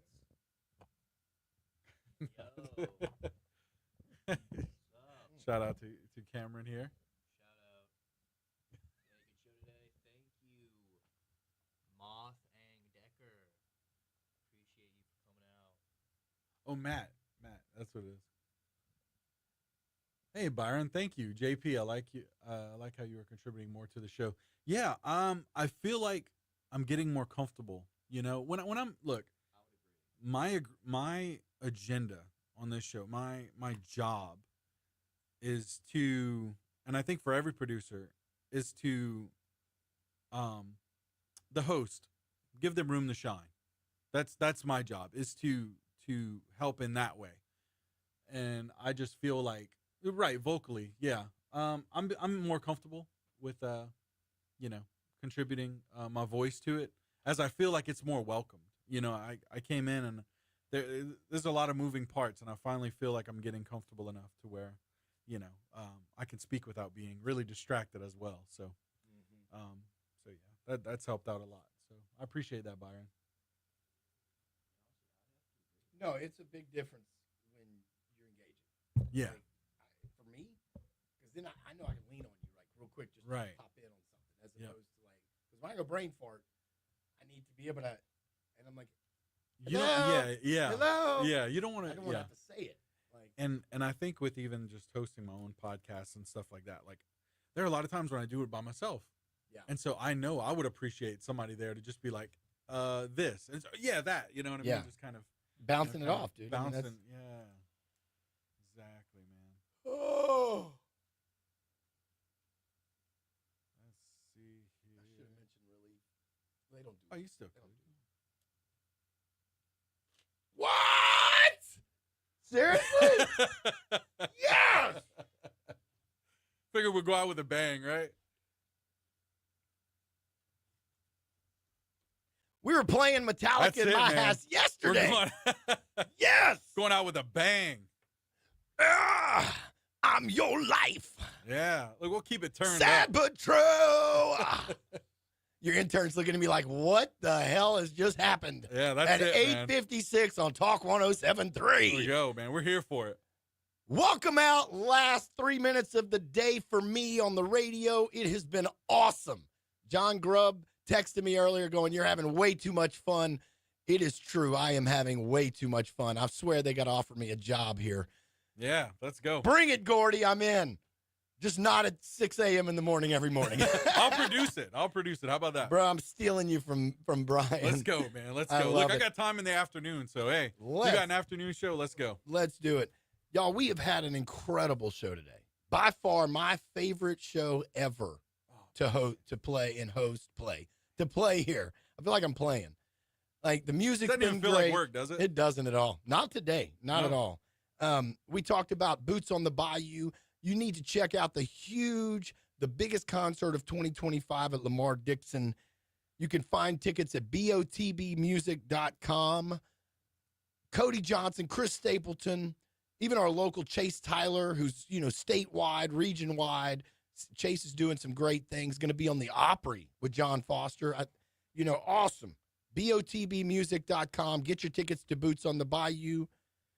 We talked with Charlie Davis from the city of Baton Rouge, the mayor's office, and all the initiatives to keep the city, to keep moving towards a safer city and cleaning up the city, with Keep Tigertown Beautiful and the partnerships that they're making happen. We talked a lot about, we talked to, just out of the blue, we got a call from Floyd Gomez and talked about protect our children. Like, what an awesome subject to be, not awesome, but it's a profound subject. It's a subject you have to talk about protecting our kids. We talked to Louisiana Arborist Association about education. We talked to Louisiana Roofing Contractors Association about all the things going on there and how we're going to protect our homeowners and how we're going to help bring down insurance when it comes to roofing and homeowners insurance. There's a lot we got to today, y'all. A lot. But my last thing I want to bring up, I got about 45 seconds. I work with veterans across all means and all sectors, veterans across Louisiana. I started a nonprofit called Songs of Survivors in 2019 where I write songs. I take my blessing and my gift from God, and I try to help veterans with that gift. Check it out. If you want more about it, want to learn more about it, sosmusic.org. I want to give that plug to Songs of Survivors. I want to thank all of our sponsors. But it's very important that we go out there and support our veterans. So if you know a veteran, hug them, tell them you love them. Y'all, I'm signing off. David St. Romain filling in for Brian Haldane on Talk1073.com. See ya. That was awesome. I was looking at that clock. That's why I was. Oh, you good? We're just a few minutes early, but a few minutes or seconds, like 5 seconds early, but that's fine. Yeah, man. What a way to go out, huh? Man. Yeah, there we go. I was looking for one song. I'm like, I'm going down the list. Like, I don't know. Sad but true. Okay. Master. Master. That was killer, bro. Oh, man. I'm like fired up, dude. Yeah, I'm ready to go man. party now. That's what I'm talking about. The show has just begun, I feel like. We can move on to the next. Man, if we could just have the next hour or so. Galen says, great show. Thank you. Yeah, that was awesome. Shout out David St. Romain, man. This has been great. Great host, man. Matt, I remember a year ago it wasn't a smooth start, but now much improved. Doing great, John. I appreciate it, Matt. I'm gonna be honest, man. I think some of you know this story. I had zero experience. My first working a soundboard is this soundboard, and then Brian tells me, he's like, "This is the hardest soundboard in the building." I'm like, "Oh, great, cool," because I'm managing 4 monitors here, the board, the phone, and so now I can do it in my sleep. But yeah, starting out, man. Just shout out to Brian, Michelle, Cade, just giving me a chance, man, because they really didn't have to. There was really no reason but I'm passionate about it and I enjoy it, and I think they saw that, and I think they knew that he's willing to learn, you know. Yeah, exactly. Yep. There's no doubt. Like, Yeah. they'll stay here, come back here. All these people that come back to this station, Yeah. like they don't, or this family, this group. Look, Jimmy Brooks is back. Michelle's back. Yeah. Like even Biggie and Bubba. Like Wow. they started here. Wow. Yeah, Man. I mean, So Bubba's good. from home.